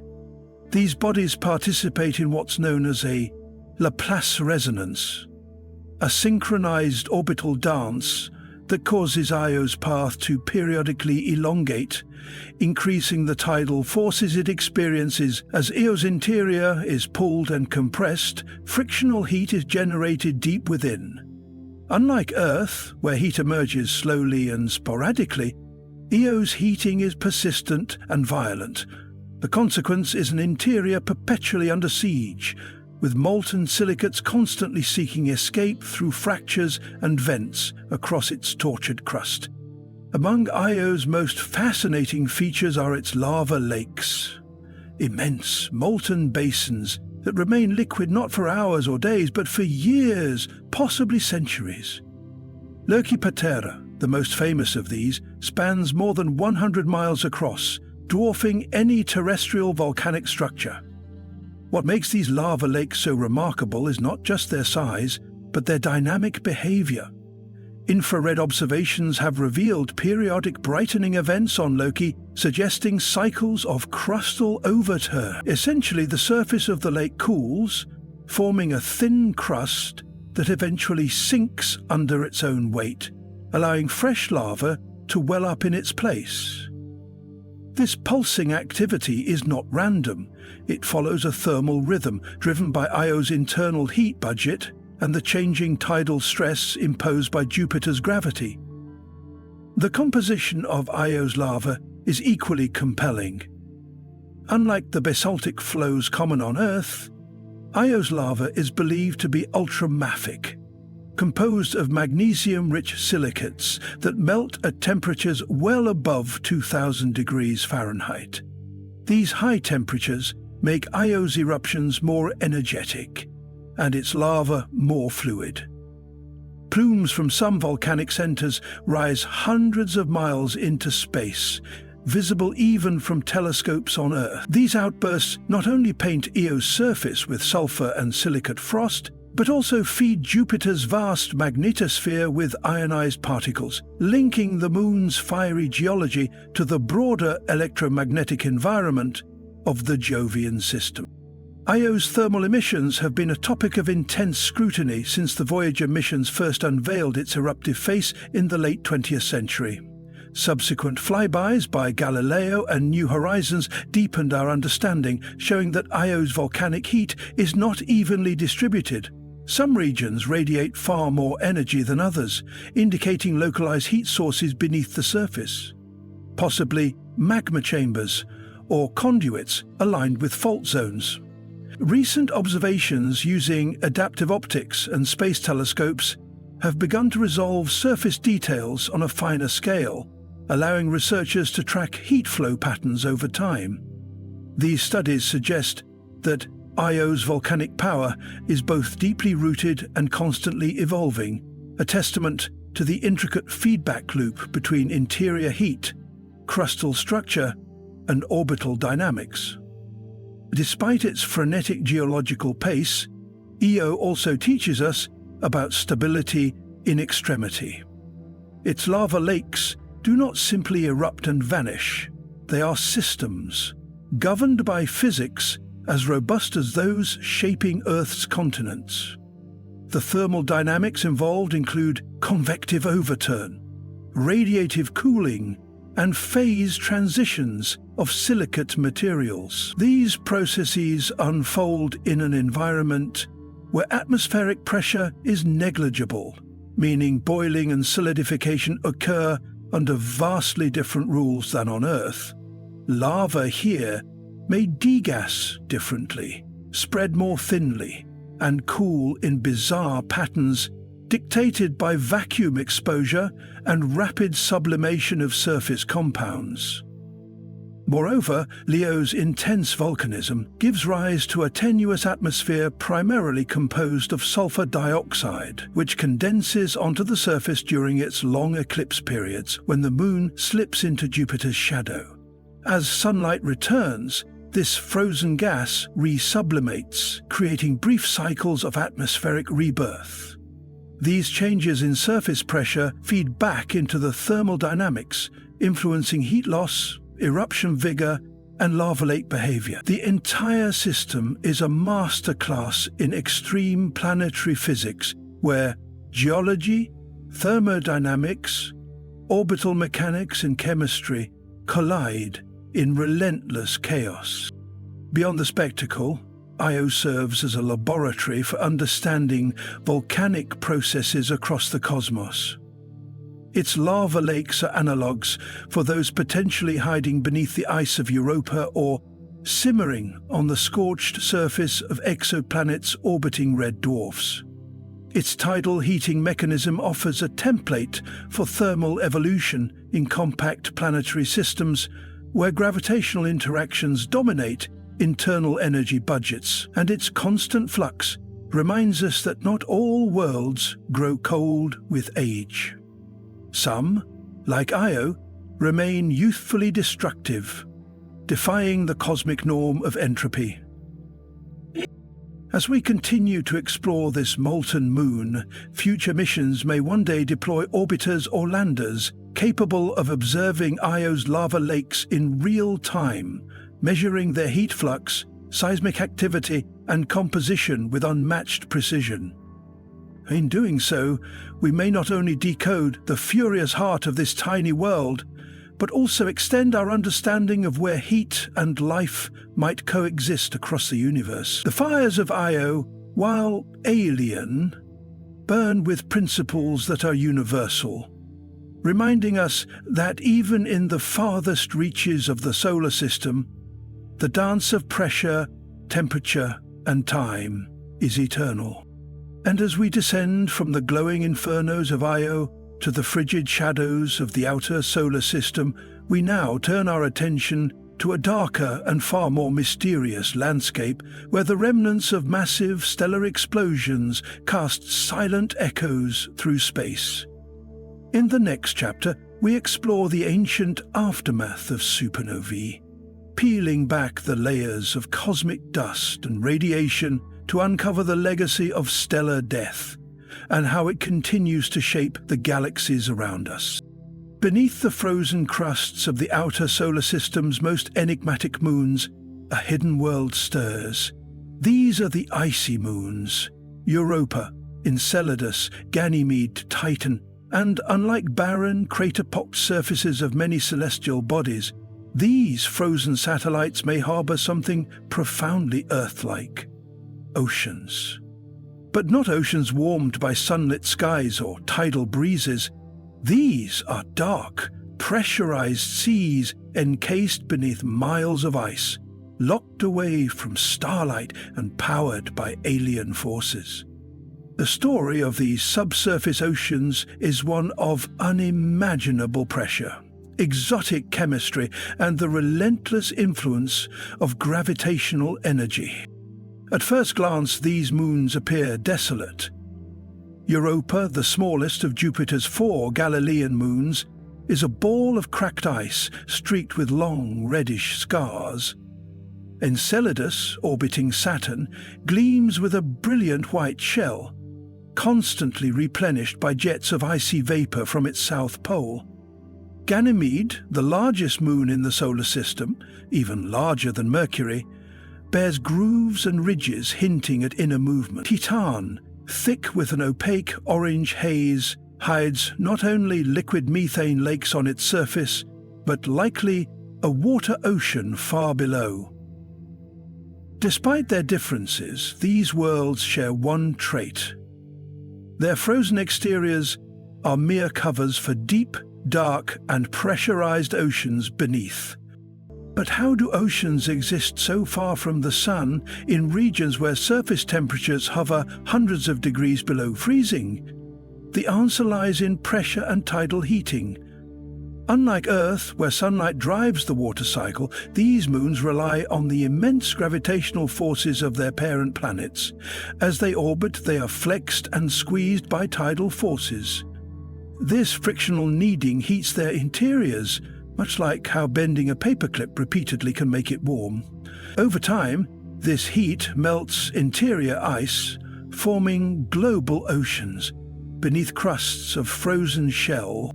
The pressures in these subsurface oceans are staggering. Europa's ocean, estimated to lie beneath 10 to 15 miles of ice, could reach depths of over 60 miles. The sheer weight of such an ice ceiling compresses the water below, raising its pressure to levels beyond any earthly sea. On Ganymede, where the ice shell may reach hundreds of miles thick, water may be sandwiched between multiple ice layers, each with different crystalline structures. Some exotic, such as Ice 6 or Ice 7, which only form under extreme pressure. These phases of ice, unfamiliar to human experience, are denser than the water itself and act as insulating barriers between the ocean and the moon's rocky core. This stratification leads to a critical question. What role does pressure play in sustaining or suppressing life? On Earth, hydrothermal vents at the bottom of the ocean support entire ecosystems, thriving without sunlight, powered by chemical energy from deep-sea volcanic activity. If similar hydrothermal systems exist on the seafloors of Europa or Enceladus, pressure could concentrate vital chemicals like hydrogen sulfide and methane, enabling life to emerge. But at the same time, high pressure changes water's physical properties, altering viscosity, density, and how molecules behave, possibly shaping life in ways completely unknown to Earth biology. Chemical interactions at such depths are equally intriguing. As pressures rise, molecules like ammonia and salt act as antifreeze, lowering the freezing point of water and allowing oceans to remain liquid even in the coldest environments. These compounds are not just contaminants, they are facilitators of liquid water under alien conditions. On Titan, where the surface teems with methane and ethane, the pressure in its deep ocean could dissolve these hydrocarbons into the water, creating an otherworldly cocktail of chemistry. The interface between water and rock at the ocean's base could lead to serpentinization reactions, releasing hydrogen gas, an essential energy source for microbial life. Then there are the geysers, plumes of water vapor erupting into space. On Enceladus, these icy jets burst from fractures in the crust called tiger stripes. Through these plumes, we have tasted the ocean without drilling a single hole. NASA's Cassini mission flew through them and detected salty water, organic molecules, and even signs of hydrothermal activity. These are not just curiosities, they are portals into hidden oceans, enabling scientists to study these environments. Remote pressure here is the gatekeeper, both enabling the ocean's existence and powering the geysers that break through to space.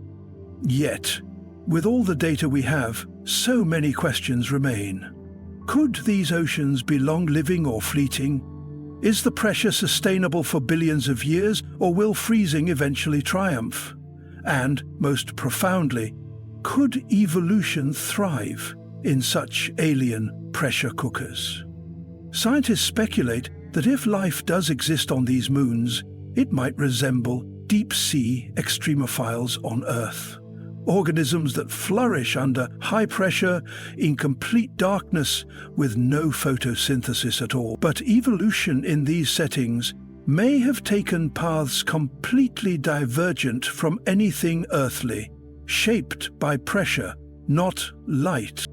As missions like Europa Clipper and Dragonfly prepare to explore these icy moons, understanding pressure's influence is vital. Whether it's the thickness of the ice, the chemistry of the sea, or the presence of life, pressure defines what is possible beneath these frozen shells. It is the invisible force sculpting not only the geology but also the biology of distant worlds. And just as pressure carves out deep oceans beneath icy mantles, it also affects the vast skies above, gas giants and hot Jupiters, where atmospheres swell and shrink, compress and expand under heat and gravity. In those blazing skies, another form of pressure reigns, not the crushing weight of ice, but the expansive violence of gas and plasma. From the oceanic depths of moons, we now ascend toward the turbulent, blistering skies of exoplanets, where pressure reshapes not seas, but the very atmosphere itself. The temperature-pressure balance that enables life. In the quiet crucible of space, life is not a given. It is a miracle of precision, an interplay of physical forces and chemical thresholds that must align just right. At the heart of this fine-tuned balance lies a powerful relationship, one that binds the most fundamental qualities of a planet or moon together: temperature and pressure. Their union determines the presence of liquid water, the stability of complex molecules, the nature of atmospheric circulation, and ultimately, the viability of life as we know it. On Earth, this relationship is elegantly poised. Atmospheric pressure at sea level keeps water in its liquid state across a range of temperatures, while Earth's distance from the Sun ensures that thermal conditions hover within a narrow band that allows biochemical processes to flourish. But this comfort zone, known as the habitable zone, is not solely about distance from a star. It is just as much about the gravity-induced pressure at the surface and how that pressure interacts with thermal conditions to maintain stability in matter, especially the presence of liquid solvents like water or methane. Pressure, derived from both gravity and atmospheric mass, plays a foundational role in whether a planet can retain a stable atmosphere at all. A thin atmosphere like that of Mars provides little insulation and fails to maintain surface temperatures that could support liquid water. Even though Mars once had flowing rivers and standing lakes, its inability to hold onto its atmosphere due to weak gravity ultimately made it cold and dry. This underscores how a delicate shortfall in pressure can render even a planet within the habitable zone inhospitable. Temperature alone does not suffice. On Titan, Saturn's moon, there is atmospheric pressure high enough to support surface liquids. However, due to its great distance from the Sun, those liquids are not water but methane and ethane, substances that remain liquid at much lower temperatures. Here, life may not follow Earth's recipe, but it reminds us that different chemical systems might operate under alternative balances of temperature and pressure. The same pressure that freezes water into lifeless ice on Titan could keep methane fluid and dynamic, offering the tantalizing possibility of exotic life based on alien chemistries. In contrast, Venus exhibits how too much pressure combined with excessive temperature becomes destructive. Its dense carbon dioxide atmosphere traps heat via a runaway greenhouse effect, pushing surface temperatures high enough to melt lead. The crushing atmospheric pressure, over 90 times that of Earth, further amplifies thermal effects, creating a furnace where no known biochemical system could survive. Yet, even in this extreme, researchers have speculated about microbial life in the more temperate cloud layers, where temperature and pressure might briefly mimic those of Earth's lower atmosphere. The influence of pressure extends deep into planetary interiors. On ocean worlds such as Europa and Enceladus, subsurface oceans are believed to exist beneath layers of ice, kept in a liquid state by internal heat and insulated by overlying pressure. These environments are entirely cut off from solar energy, but pressure-induced warmth from tidal flexing may provide enough energy to sustain chemical gradients, possibly mimicking the hydrothermal vents on Earth's ocean floors where life likely began. Such settings challenge the traditional definitions of habitability and extend the search for life to places once dismissed as too cold or too isolated. In the context of exoplanets, this balance becomes even more critical. Astronomers now analyze not just the size and orbit of exoplanets, but also clues about their atmospheres, pressures, and temperatures to judge whether they could host life. Super-Earths and mini-Neptunes blur the boundaries between rocky and gaseous worlds, and their surface conditions may vary wildly. On these distant planets, astronomers rely on models that simulate how pressure and temperature interact to support or destroy the conditions for habitability. Even in the lab, scientists replicate this balance. High-pressure chambers and thermal vacuums are used to test spacecraft components and simulate alien environments. These tests provide insight into the physical behaviors of matter under extraterrestrial conditions, helping us understand not just engineering challenges, but also where life might persist. Temperature and pressure are not merely abstract variables. They are the invisible architects of planetary identity. They dictate whether oceans can exist, whether atmospheres can hold together, whether molecules can form and survive. They influence weather, chemistry, and the potential for ecosystems in every extreme environment explored, be it a lava lake on Io, a cryovolcano on Triton, or a metallic hydrogen core within Jupiter. These two forces are the gatekeepers of possibility. Our journey through the cosmos has uncovered an astonishing variety of worlds, each sculpted by different regimes of temperature and pressure. From the boiling points on Venus to the frozen plains of Pluto, from methane lakes to buried oceans, and from collapsing gas giants to emerging exoplanets. This balance defines where life may take root or never begin at all. As we conclude this sweeping exploration across solar systems, we return to a humbling truth. Life is not a universal inevitability.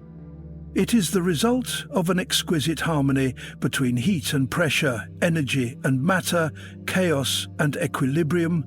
Understanding this interplay not only informs our search for life beyond Earth, it deepens our appreciation for the fragile balance that sustains life right here on our own precious blue world. Tidal galaxies, twisted by gravity. In the vast, cold architecture of the universe, galaxies are not the isolated islands we once believed them to be. They are wanderers in a sea of gravitational tides, drawn toward one another in slow, majestic dances that can last for billions of years. These cosmic encounters leave behind breathtaking relics, tidal galaxies contorted and stretched by the overwhelming force of gravity. These galactic forms are not merely visual spectacles. They are deep records of the universe's dynamism, violence, and continuous creation. Tidal galaxies emerge from gravitational interactions between massive galaxies. Unlike the serene spirals we often imagine when thinking of galaxies, tidal galaxies wear the scars of cosmic battles. When two or more galaxies come close enough, their mutual gravitational pull begins to tug at their outer stars, clouds of gas and dark matter. These tugs do not happen instantly, but unfold over millions or even billions of years. Stars are flung into tidal tails, enormous thread-like streams of stellar material, stretching across intergalactic space, sometimes forming arcs that span hundreds of thousands of light-years. The first clues to the existence of tidal galaxies came in the mid-20th century with improvements in photographic plate sensitivity and telescope optics. Astronomers began noticing peculiar galaxy shapes, twisted, stretched, and bent structures that defied classical spiral or elliptical categorization. The classic pair, known as the Antennae Galaxies, is one of the most iconic examples. Located in the constellation Corvus, this duo appears to be locked in a slow magmatic collision, their stars flung outward in brilliant arcs that resemble insect antennae. These trails are not static. They evolve, merge, and sometimes collapse into new structures altogether.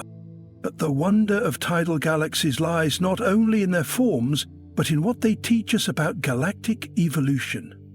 These interactions often trigger immense waves of star formation. As gas clouds are compressed by gravitational forces and shock waves, they collapse under their own weight, igniting bursts of newborn stars. Some of the most vibrant stellar nurseries ever observed are found in the heart of tidal interactions. Yet this creation often comes with destruction. Galactic cores may be destabilized. Supermassive black holes can begin to consume more matter, and entire structural features of galaxies may be torn apart, never to reform. From a scientific perspective, tidal galaxies offer an exceptional opportunity to study the role of gravity not just as a force of attraction, but as an agent of transformation. Simulations and models of galaxy collisions have revealed that these events are not rare. In fact, the Milky Way itself is not immune.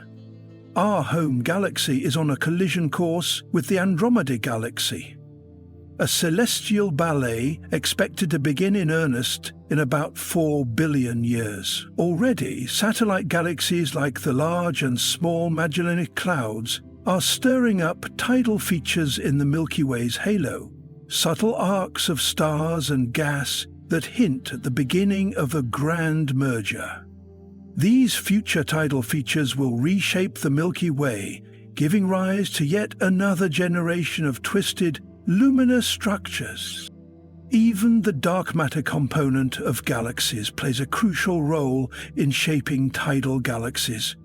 Though invisible, dark matter contributes the majority of mass in most galaxies, forming vast halos that extend far beyond the visible stars. During a galactic encounter, these dark matter halos interact gravitationally as well, guiding the overall shape and trajectory of the tidal structures. Without dark matter, tidal interactions would look radically different. Less organized, less elongated, and lacking the coherence we observe. Thus, tidal galaxies serve as a silent testimony to the dark scaffolding of the universe. Beyond their scientific importance, tidal galaxies also carry philosophical weight. They remind us that beauty often comes from struggle, and that creation is frequently born from conflict. They are visual metaphors for resilience and transformation, telling a story of cosmic resilience and rebirth. Through their tortured shapes, we see the universe not as a static machine, but as a living, evolving organism, one that tears itself apart and builds anew, cycle after cycle. Yet even these grand tidal features are temporary. Over vast stretches of time, the dramatic tails and bridges will fade, stars will disperse into the larger galactic halos, and the memory of the collision will be lost, save for the newly merged galaxy at its center. These tidal ghosts are fleeting moments in the infinite film of cosmic evolution, captured only briefly by human eyes and instruments before they vanish into the background of space. As we observe these twisting galactic forms, we are not only looking outward, but forward. They are glimpses into the eventual fate of all galaxies, including our own.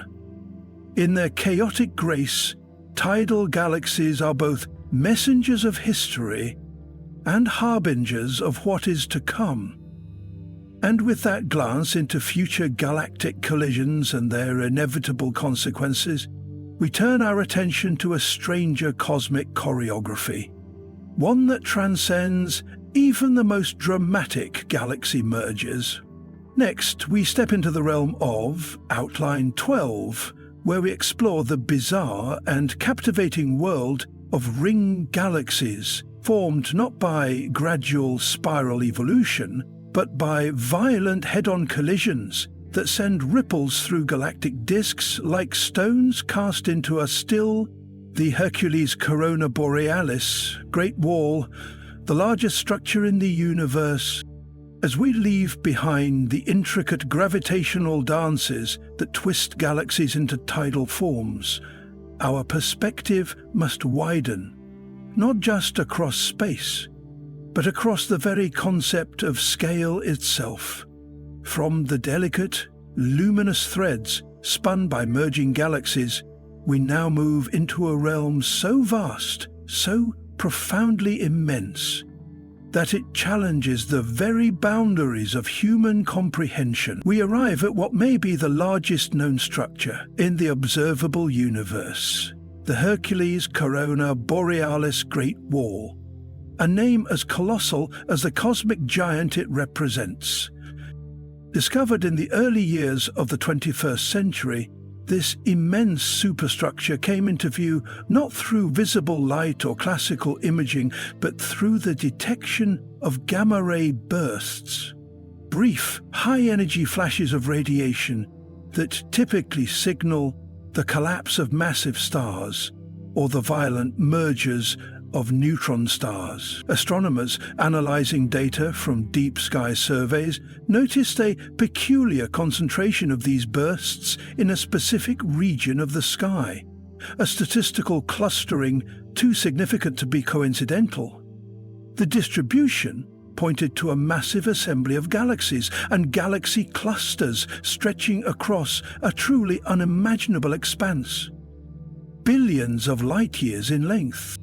The Hercules Corona Borealis Great Wall spans a region of sky that connects the constellations of Hercules and Corona Borealis, hence its name.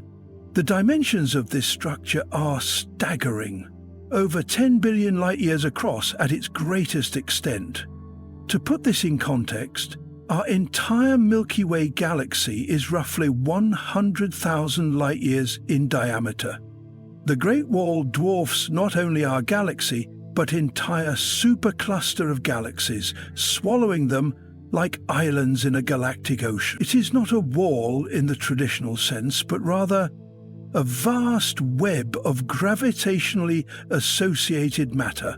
Galaxies, dark matter, intergalactic gas, all interconnected in a filamentary structure that traces the skeleton of the cosmos.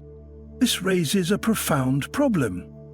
According to the cosmological principle, the foundational idea in modern astrophysics that the universe is homogeneous and isotropic at sufficiently large scales, structures larger than about 1 billion light-years should not exist.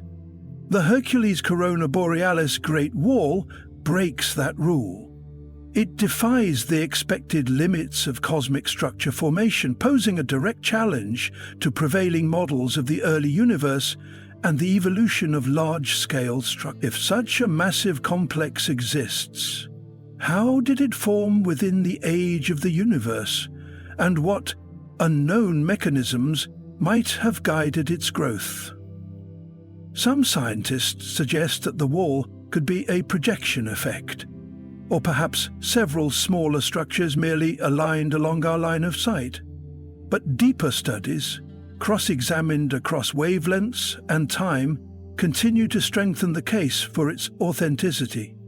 If confirmed, the Hercules Corona Borealis Great Wall forces us to reimagine how matter organizes itself on the grandest scales. It may imply that the early universe had greater density fluctuations than our current models account for, or that gravitational clustering is more efficient across cosmic timescales than previously thought.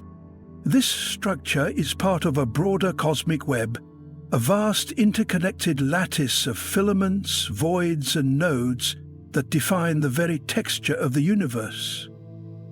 Galaxies are not sprinkled evenly across space. Instead, they are found in thread-like formations, with vast empty regions in between.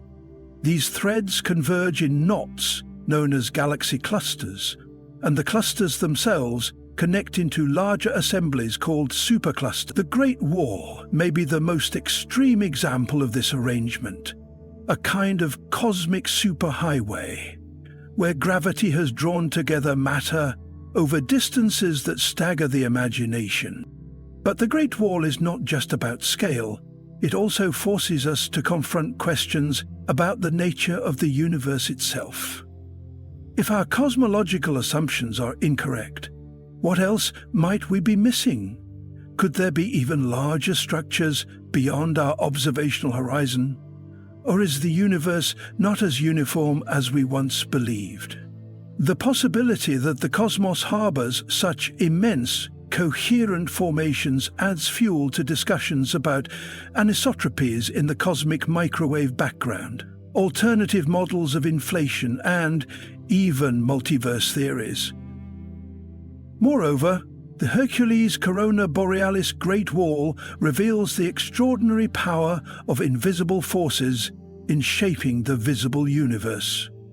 Dark matter, unseen but gravitationally dominant, likely forms the backbone of this superstructure. Though we cannot see it directly, its influence is everywhere, guiding the motion of galaxies and sculpting the very architecture of space. In this way, the Great Wall becomes not only a structure of light and matter, but also a monument to the unseen, a cosmic fingerprint left by forces we still struggle to define. Even our ability to detect such a structure is a triumph of human ingenuity. The technology required to observe gamma-ray bursts across billions of light-years, to map their distribution, and to infer the existence of such a structure is itself the result of generations of scientific progress.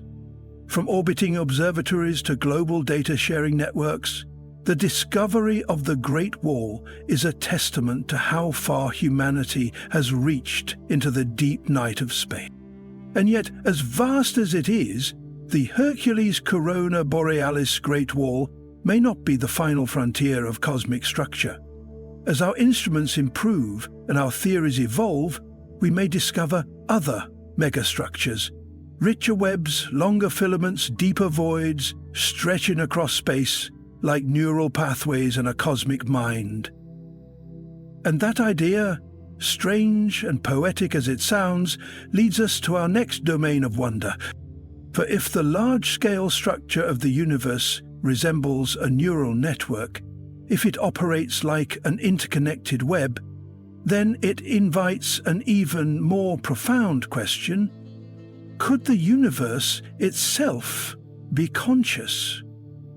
Or does it possess some deeper logic that echoes the patterns of thought, memory, and awareness? As we journey forward into Outline 13, we shall confront the enigmatic frontier of cosmic consciousness, where physics meets philosophy and where science begins to question the nature of perception, sentience, and the very architecture of reality itself. Starburst galaxies, galaxies on fire. From the colossal stillness of the Hercules Corona Borealis Great Wall, where cosmic architecture unfolds on a scale that mocks our sense of proportion, we now plunge back into more intimate, but no less dramatic arenas of galactic life. If the Great Wall revealed the structure of the universe in skeletal form, then starburst galaxies represent its beating heart. Galaxies in a phase of violent, feverish transformation, igniting stars at a rate so furious that their entire evolutionary trajectory is altered. These are galaxies on fire, not with literal flames, but with the incandescent heat of explosive creation. A starburst galaxy is a galaxy caught in the throes of intense star formation, producing new stars at rates that can be dozens or even hundreds of times higher than those of ordinary galaxies. This frenzy of stellar birth is not a steady process, but a dramatic episode, a relatively short-lived surge in activity, often triggered by a specific catalyst. In astronomical terms, these starbursts are brief flashes of light and energy, often lasting only tens of millions of years, a blink of time compared to a galaxy's total lifespan, which typically stretches across billions of years. The triggers for starburst phases are as varied as they are violent. Galactic collisions, tidal interactions, and even internal gravitational instabilities can funnel vast quantities of cold gas into the central regions of a galaxy, collapsing it under its own weight. When this gas compresses rapidly, it creates the perfect conditions for star formation on a massive scale.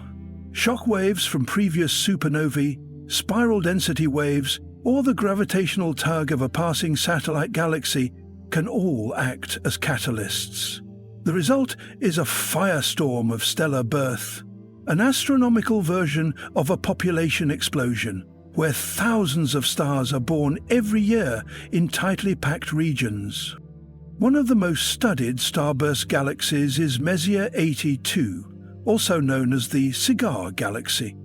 Located in the constellation Ursa Major, it has become a cosmic laboratory for understanding the mechanics of starbursts.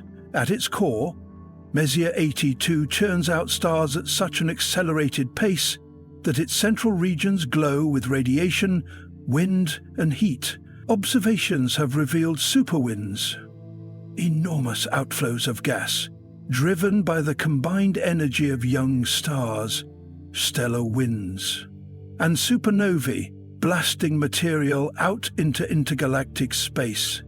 These superwinds can stretch for tens of thousands of light years, carrying not just gas but also heavy elements forged in the hearts of stars. The consequences of a starburst are profound and far-reaching.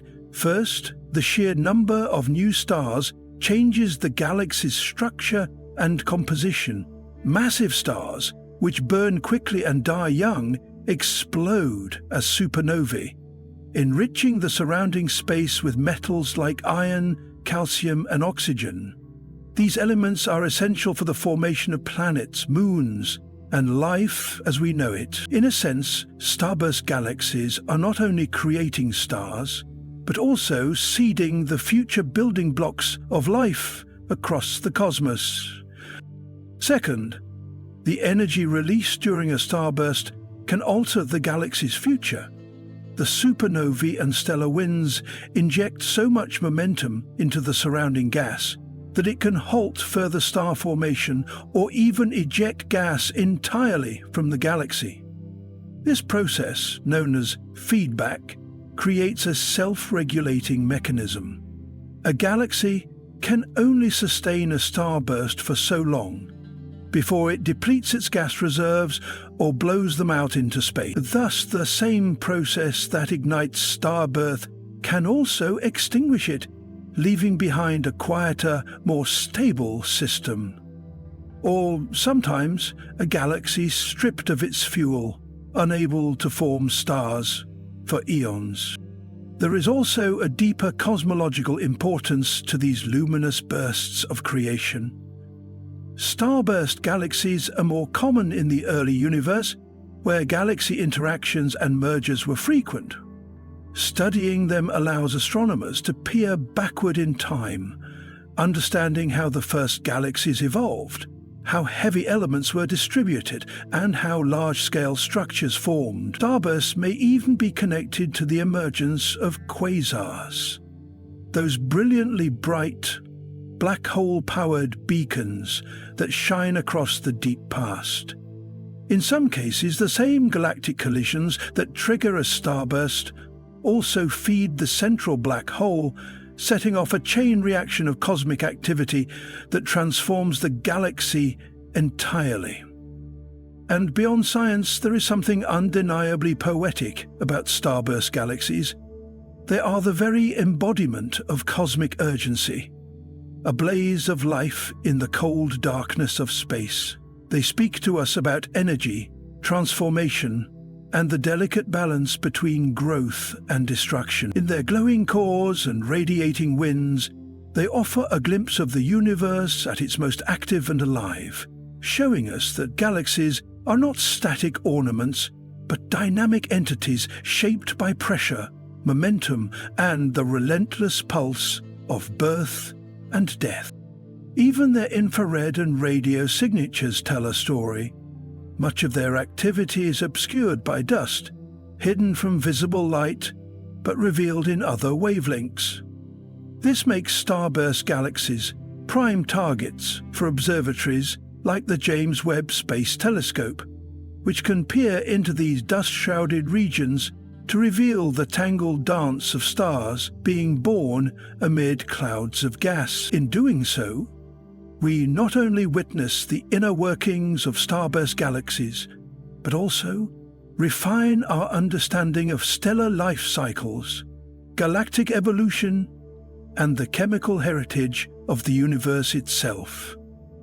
And as we leave behind these luminous furnaces of creation, we are once again drawn toward mystery, toward that other side of galactic behavior that does not involve bursts of activity, but rather silence, decay, and disappearance.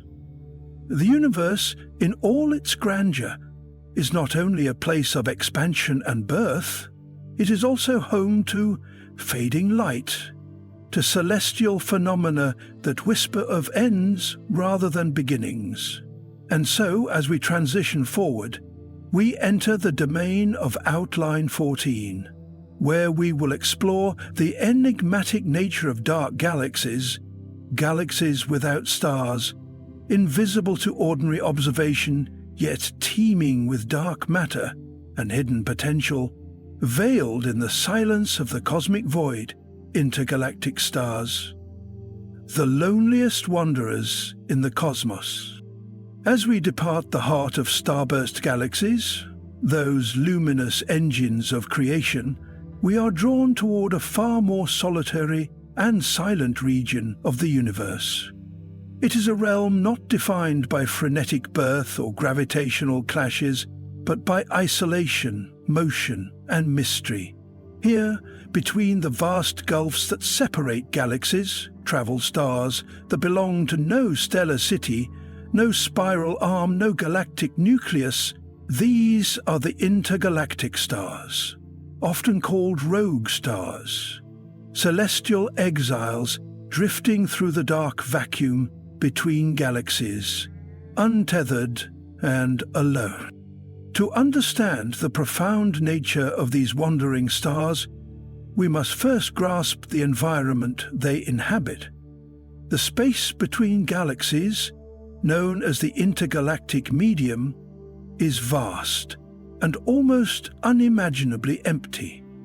In these regions, the density of matter is so low that even light takes millions of years to travel between recognizable landmarks. Yet, scattered across this cosmic void are stars that shine, burn, and age like their galactic cousins. But with one critical difference: they do so in isolation. The existence of intergalactic stars was first proposed as a theoretical consequence of galactic interactions. When two galaxies collide or pass closely by one another, The powerful gravitational forces involved can fling stars out of their home systems. These ejected stars are accelerated to such high velocities that they escaped the gravitational pull of both galaxies, hurtling outward into the intergalactic abyss. This process is not random chaos. It is governed by the elegant laws of orbital mechanics and the conservation of momentum. The most common mechanism involves gravitational slingshots, where stars near the core of a merging system are caught in the complex ballet of colliding tidal forces and flung outward with enough energy to break free from their galaxy's embrace. Observational confirmation came slowly, due in large part to the difficulty of detecting stars in deep space without the background glow of a galaxy. But with the advancement of deep-field telescopes and instruments sensitive to faint light sources, astronomers began to identify luminous points floating between galaxies in clusters like Virgo and Coma. These stars, many of them red giants and supergiants, were too far from any galaxy to be bound to one, and their spatial distribution made clear that they were not mere statistical outliers. Instead, they represented a population of stars that had been torn from their homes and scattered across the intergalactic medium. The implications of these stars extend far beyond their unusual positions. Intergalactic stars act as tracers, natural probes that help map the gravitational and structural dynamics of galaxy clusters. Their distribution can reveal the history of past mergers, the mass distribution of dark matter halos, and the violent processes that have shaped the architecture of the universe. They are, in a sense, the fossils of cosmic violence, silent witnesses to events that unfolded over billions of years. Moreover, these stars challenge our understanding of stellar evolution in isolated environments. Most stars live within galaxies, where interstellar gas, magnetic fields, and stellar neighbors influence their formation, movement, and eventual death. But intergalactic stars exist largely without these interactions. They are solitary in the truest sense, evolving without the feedback mechanisms that govern galactic stellar populations. This isolation could lead to subtle differences in their lifespans, rotation rates, or end-of-life behavior. Differences that are still being studied and debated by astrophysicists. Some of these rogue stars are hypervelocity stars, traveling at speeds so extreme that they were likely ejected not just by merging galaxies, but by interactions with supermassive black holes. When a binary star system strays too close to such a black hole, tidal forces can rip it apart, flinging one star into intergalactic space while the other is devoured. These events produce some of the fastest objects in the universe and demonstrate the raw, destructive power of galactic core. Even more intriguing is the possibility that some intergalactic stars carry with them planetary systems, entire solar systems cast adrift in the cold dark. These potential rogue planets, orbiting stars far from any galaxy, might harbor moons, atmospheres, or even the elemental ingredients of life, all while flying through a universe that offers no nearby suns, no galactic context, and no celestial neighborhood. While purely speculative for now, the existence of such orphaned worlds poses deep philosophical questions about life's resilience and its possible emergence in environments we have barely begun to understand. Intergalactic stars also hint at the broader fate of galaxies and cosmic evolution. As galaxies merge and evolve, as stars are ejected and redistributed, the boundaries between what we call a galaxy and what lies outside it become blurred. Over cosmic timescales, stars leaking from galactic halos could form vast intergalactic stellar bridges, or clouds, challenging our definitions of structure and membership in the universe. The line between galaxy and intergalactic space is more porous than once believed. These lonely travelers, though few compared to the vast populations housed within galaxies, carry with them the stories of upheaval, acceleration, and exile. They shine against a backdrop of emptiness, reminding us that even in the most desolate reaches of space, stars still burn, life still pulses, and history continues to unfold. They offer us a unique lens, one not centered on belonging, but on freedom, motion, and the far-flung consequences of cosmic evolution.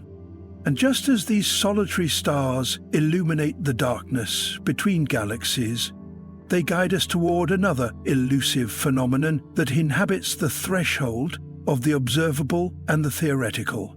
As we follow their trail further into the cosmos, we encounter not visible stars or known matter, but something far more mysterious and paradoxical: galactic systems that seem to contain no stars at all. In Outline 15, we delve into the strange, silent world of dark galaxies, invisible structures of hydrogen and dark matter that defy direct observation, yet may hold the keys to understanding how galaxies form, how matter assembles, and how much of the universe remains unseen. Dark galaxies, the invisible engines of the cosmos, as the glowing exiles of space. The intergalactic stars drift through the cosmic void in solitude. They reveal the aftermath of galactic upheaval and the dynamic violence that can unbind a star from its origin.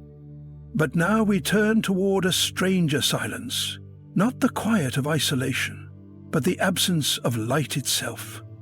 We descend into the shadows of the universe, seeking entities so elusive they cannot be seen. Yet their gravitational fingerprints mark their presence. These are the dark galaxies, structures composed almost entirely of invisible matter and gas, nearly devoid of stars and nearly undetectable by conventional observation. They are the missing pieces in our cosmic puzzle, the phantom frameworks on which the luminous universe is built. The notion of a galaxy without stars seems almost contradictory. For centuries, our understanding of galaxies was built around their stellar components: grand spirals of burning suns, ellipticals crowded with ancient stars, irregulars alive with star-forming clouds. Yet, as astronomical techniques improved and our surveys deepened, anomalies began to surface. Astronomers observed gravitational lensing where there should have been no visible mass. Hydrogen gas clouds swirled and rotated as though held together by unseen hands. These spectral structures hinted at massive collections of matter behaving like galaxies, but radiating little or no visible light. Thus emerged the theory of dark galaxies. Galaxies that possess the gravitational architecture of ordinary systems, but remain cloaked in obscurity. The primary signature of these entities lies in their hydrogen content. Neutral hydrogen emits radio waves at a specific wavelength, a spectral fingerprint that allows radio telescopes to detect and map vast clouds of interstellar gas. In regions where no stars are visible, but where this 21-centimeter line is strong and coherent, astronomers infer the presence of gas-rich galaxies that have failed to ignite into light. They rotate like galaxies, move like galaxies, and interact with other cosmic structures as galaxies do. Yet they shine with almost no visible light. These are the dark galaxies, whispering their existence through the quiet hum of hydrogen. One of the most compelling candidates for a dark galaxy is Virgo He 21, a hydrogen-rich cloud located in the Virgo cluster. This object exhibits a strong rotational signature, implying a massive gravitational source. Yet deep optical surveys reveal no stars. Its motion and mass distribution suggest it is bound by an extensive dark matter halo, providing the gravitational cohesion necessary to keep it intact. It is not simply a fragment or remnant. It behaves like a galaxy, just one in which star formation has been suppressed or never initiated. This brings us to the deeper mystery. Why would a galaxy fail to form stars? The process of star formation depends on the cooling and collapse of gas within a gravitational well. But if the gas remains too warm, too diffuse, or too turbulent, it cannot contract into dense stellar cores. Feedback mechanisms from nearby galaxies, cosmic reionization in the early universe, or even internal gravitational instability could prevent star formation from taking hold. In this scenario, the dark galaxy becomes a kind of frozen potential, a massive reservoir of raw material that never crosses the threshold into illumination. Dark galaxies may be more than rare oddities. They could play a foundational role in galaxy formation itself. According to simulations of the early universe, galaxies formed through hierarchical assembly. Smaller structures merge to form larger ones, building complexity over time. Many of the earliest building blocks may have been dark or nearly dark, aggregating gas and dark matter before conditions became right for star formation. In this sense, modern dark galaxies may be evolutionary holdouts, primordial remnants from an earlier cosmic era caught in suspended development. Moreover, these elusive structures challenge our methods of cosmic census. The luminous universe, the stars, the galaxies, the glowing nebulae, is only a partial map. If dark galaxies are numerous, then we may be drastically underestimating the number and distribution of galactic systems. Their presence may explain discrepancies in mass calculations for galaxy clusters, or the mismatch between observed and predicted satellite galaxies in galactic halos. The so-called missing satellites problem, the lack of visible small galaxies around the Milky Way compared to what models predict, could be partly resolved by accounting for non-luminous satellites that lurk just beyond the reach of our optical instruments. Detecting dark galaxies requires more than visual scrutiny. It demands multi-wavelength observations, gravitational studies, and careful modeling of gas dynamics. Instruments like the Arecibo Observatory before its collapse, and current arrays such as ALMA and the upcoming Square Kilometre Array are critical to mapping these spectral shadows. As technology advances, we edge closer to illuminating what has long remained in the dark. There is a poetic irony to these entities. In a universe defined by light, it is the dark that often holds the most mass, the most influence. Dark matter itself, which constitutes the majority of galactic mass, is invisible. And now, with dark galaxies, we face the reality that entire systems of stars may be ghostly in nature, not in the process of fading, but never having truly ignited. These silent structures, unlit but gravitationally active, are reminders that the cosmos is not limited to what we see. They demand humility in our exploration, a recognition that our senses and tools, powerful as they are, reveal only a narrow slice of reality. The fabric of the universe is woven with both presence and absence, and the dance between the seen and the unseen may be the key to understanding it all.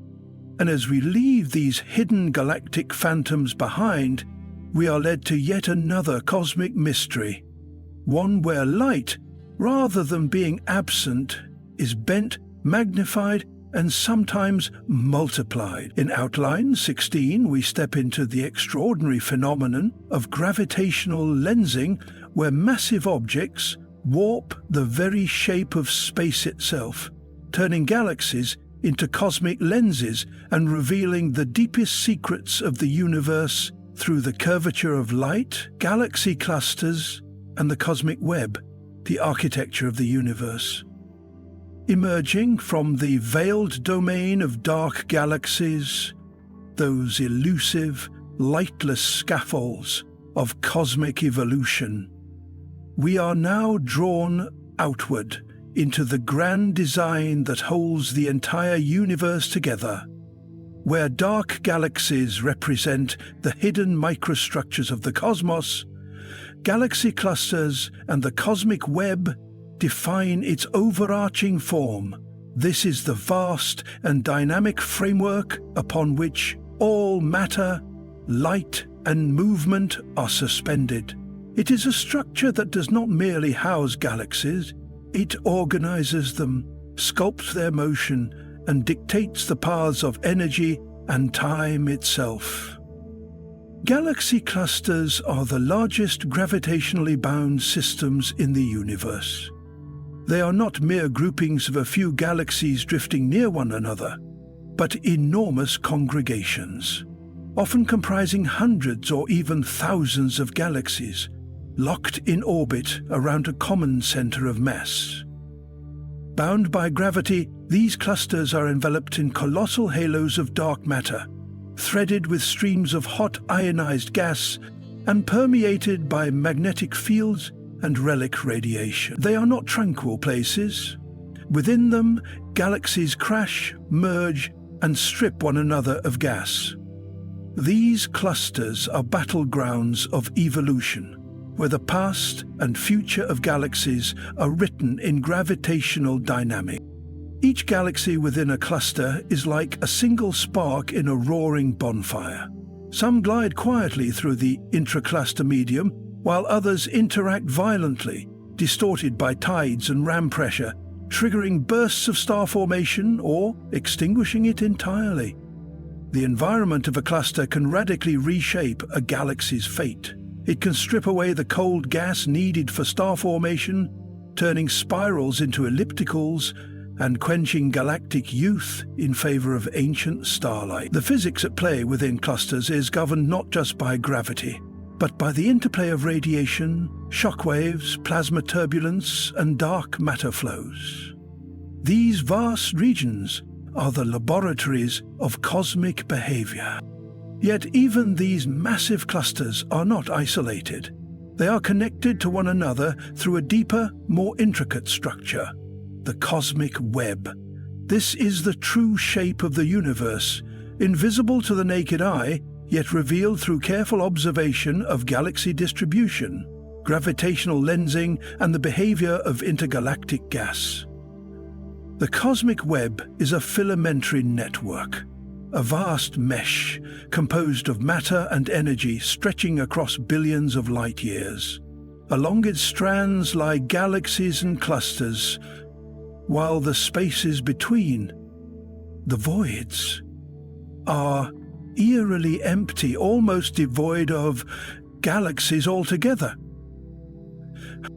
This web-like structure emerged from the early fluctuations in the density of matter just after the Big Bang.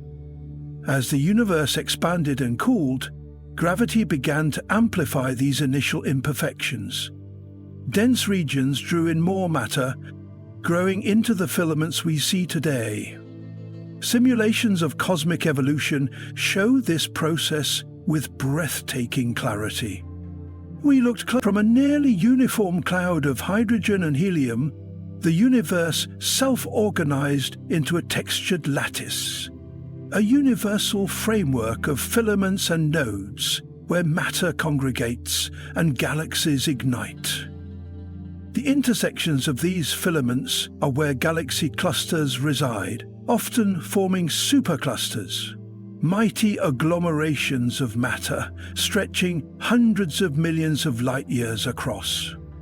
One of the most massive such structures known is the Lagrangian supercluster, the home region of our own Milky Way. This immense gravitational basin spans over 500 million light years and contains more than 100,000 galaxies. all flowing toward a common gravitational center. Laniakea is not a separate entity from the cosmic web. It is a node within it, a swelling along a cosmic artery, part of a vast cosmic river flowing through intergalactic space. The cosmic web also provides crucial insight into the nature of dark matter and dark energy.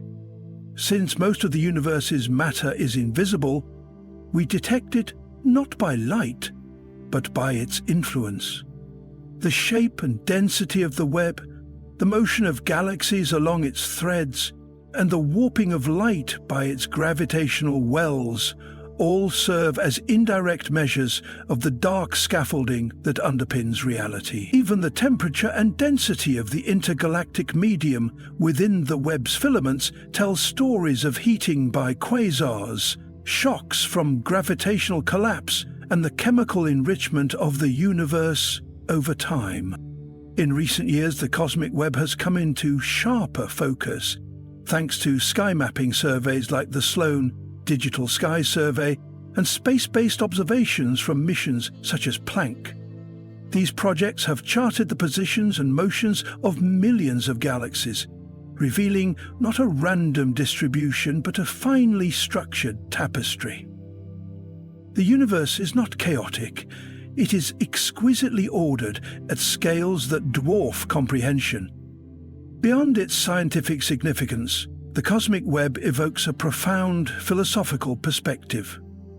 Its resemblance to neural networks has led some thinkers to draw analogies between the structure of the cosmos and the structure of the mind.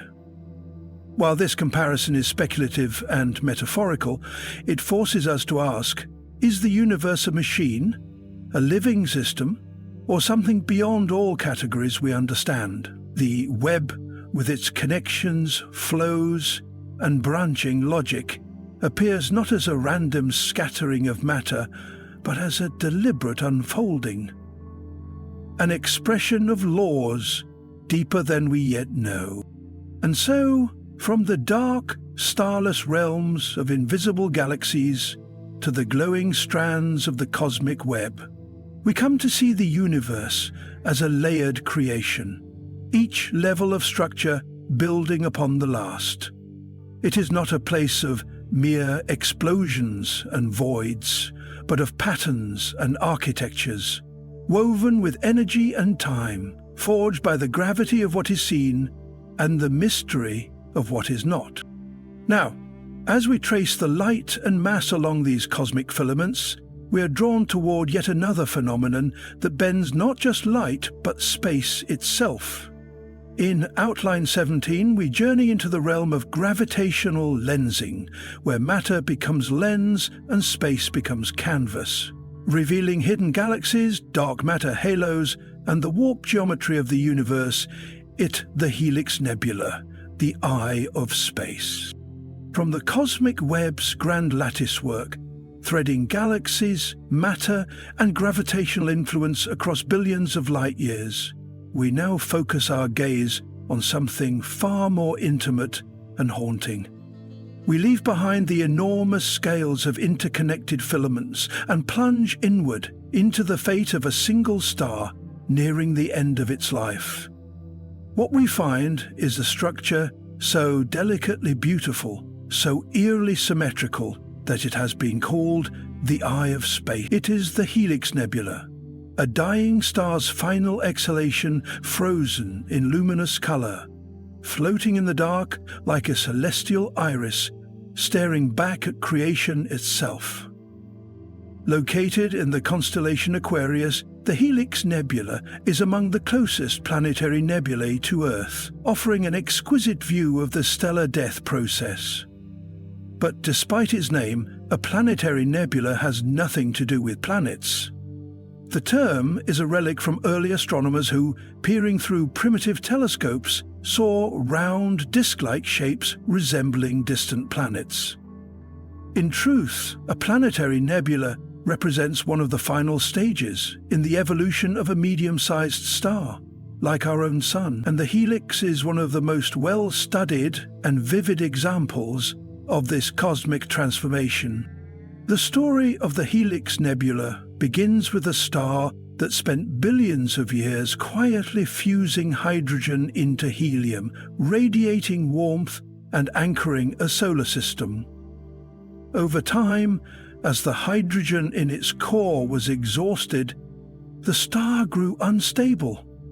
Its outer layers expanded, becoming a red giant, and eventually gravity could no longer hold the envelope of gases against the pressure of radiation and stellar winds. The star shed these layers into space, forming expanding shells of gas and dust. What remained at its core was a white dwarf, an Earth-sized, incredibly dense stellar ember emitting intense ultraviolet radiation. That radiation illuminates the surrounding gas, making the Helix Nebula visible. The result is a glowing, multicolored structure shaped by fluid dynamics, magnetic fields, and centuries of stellar winds. The central region glows blue from ionized oxygen, while the outer edges burn red and orange from hydrogen and nitrogen. At the center of this stunning display, the white dwarf glimmers faintly, like the pupil of a ghostly eye. One of the most intriguing aspects of the Helix Nebula is its complex internal structure. What appears to be a simple ring is, in fact, a multi-layered cylinder, an illusion created by viewing a three-dimensional object from a single angle. Advanced imaging has revealed filamentary strands, comet-like knots, and radial spikes of material, all moving outward into interstellar space. These cometary knots, each larger than our solar system, are dense clumps of gas with long trailing tails pointing away from the central white dwarf, shaped by photoionization and pressure gradients. Their existence was once unexpected and now remains a subject of deep astrophysical interest, as they may influence the final dispersal of the nebula. The helix is not just a pretty sight. It is a stellar autopsy, a snapshot of what will eventually happen to the Sun. Billions of years from now, our star will swell, shed its layers, and become a white dwarf surrounded by a planetary nebula. The Earth will likely be consumed or left as a dead, frozen relic drifting through space. The helix, then, offers not only beauty but foresight.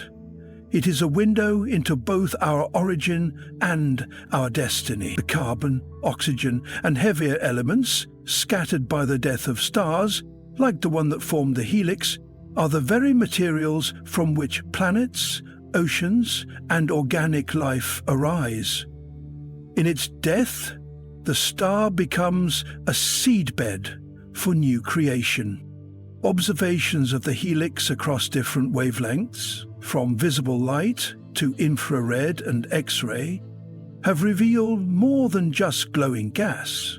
They show shock fronts, interactions with the surrounding interstellar medium, and the cooling paths of matter as it disperses into the galaxy. This nebula is not an isolated event, but part of a continuous cycle in which stars are born, live, die, and return their elements to the universe, enriching future generations of stars and planets. There is something deeply human in the Helix Nebula's gaze. Across cultures and civilizations, eyes have symbolized awareness, vigilance, and the soul. To look upon the helix is to feel observed by the cosmos itself, as if the universe, through its processes of creation and dissolution, bears witness to its own unfolding. Its symmetry speaks to order within decay, structure within entropy, and its silent light, traveling across hundreds of years to reach us, reminds us that we are part of this grand stellar continuum, that the atoms in our blood once burned in stars and will one day return to them. The helix is more than a structure. It is a metaphor made real by astrophysics. In it, we see the convergence of beauty and finality, science and symbolism. It teaches that the end is not an end at all, but a transformation, a dispersal of being into wider fields of possibility. And as we drift from the eye of space, we are once again invited to look further, not just with our instruments, but with our imaginations.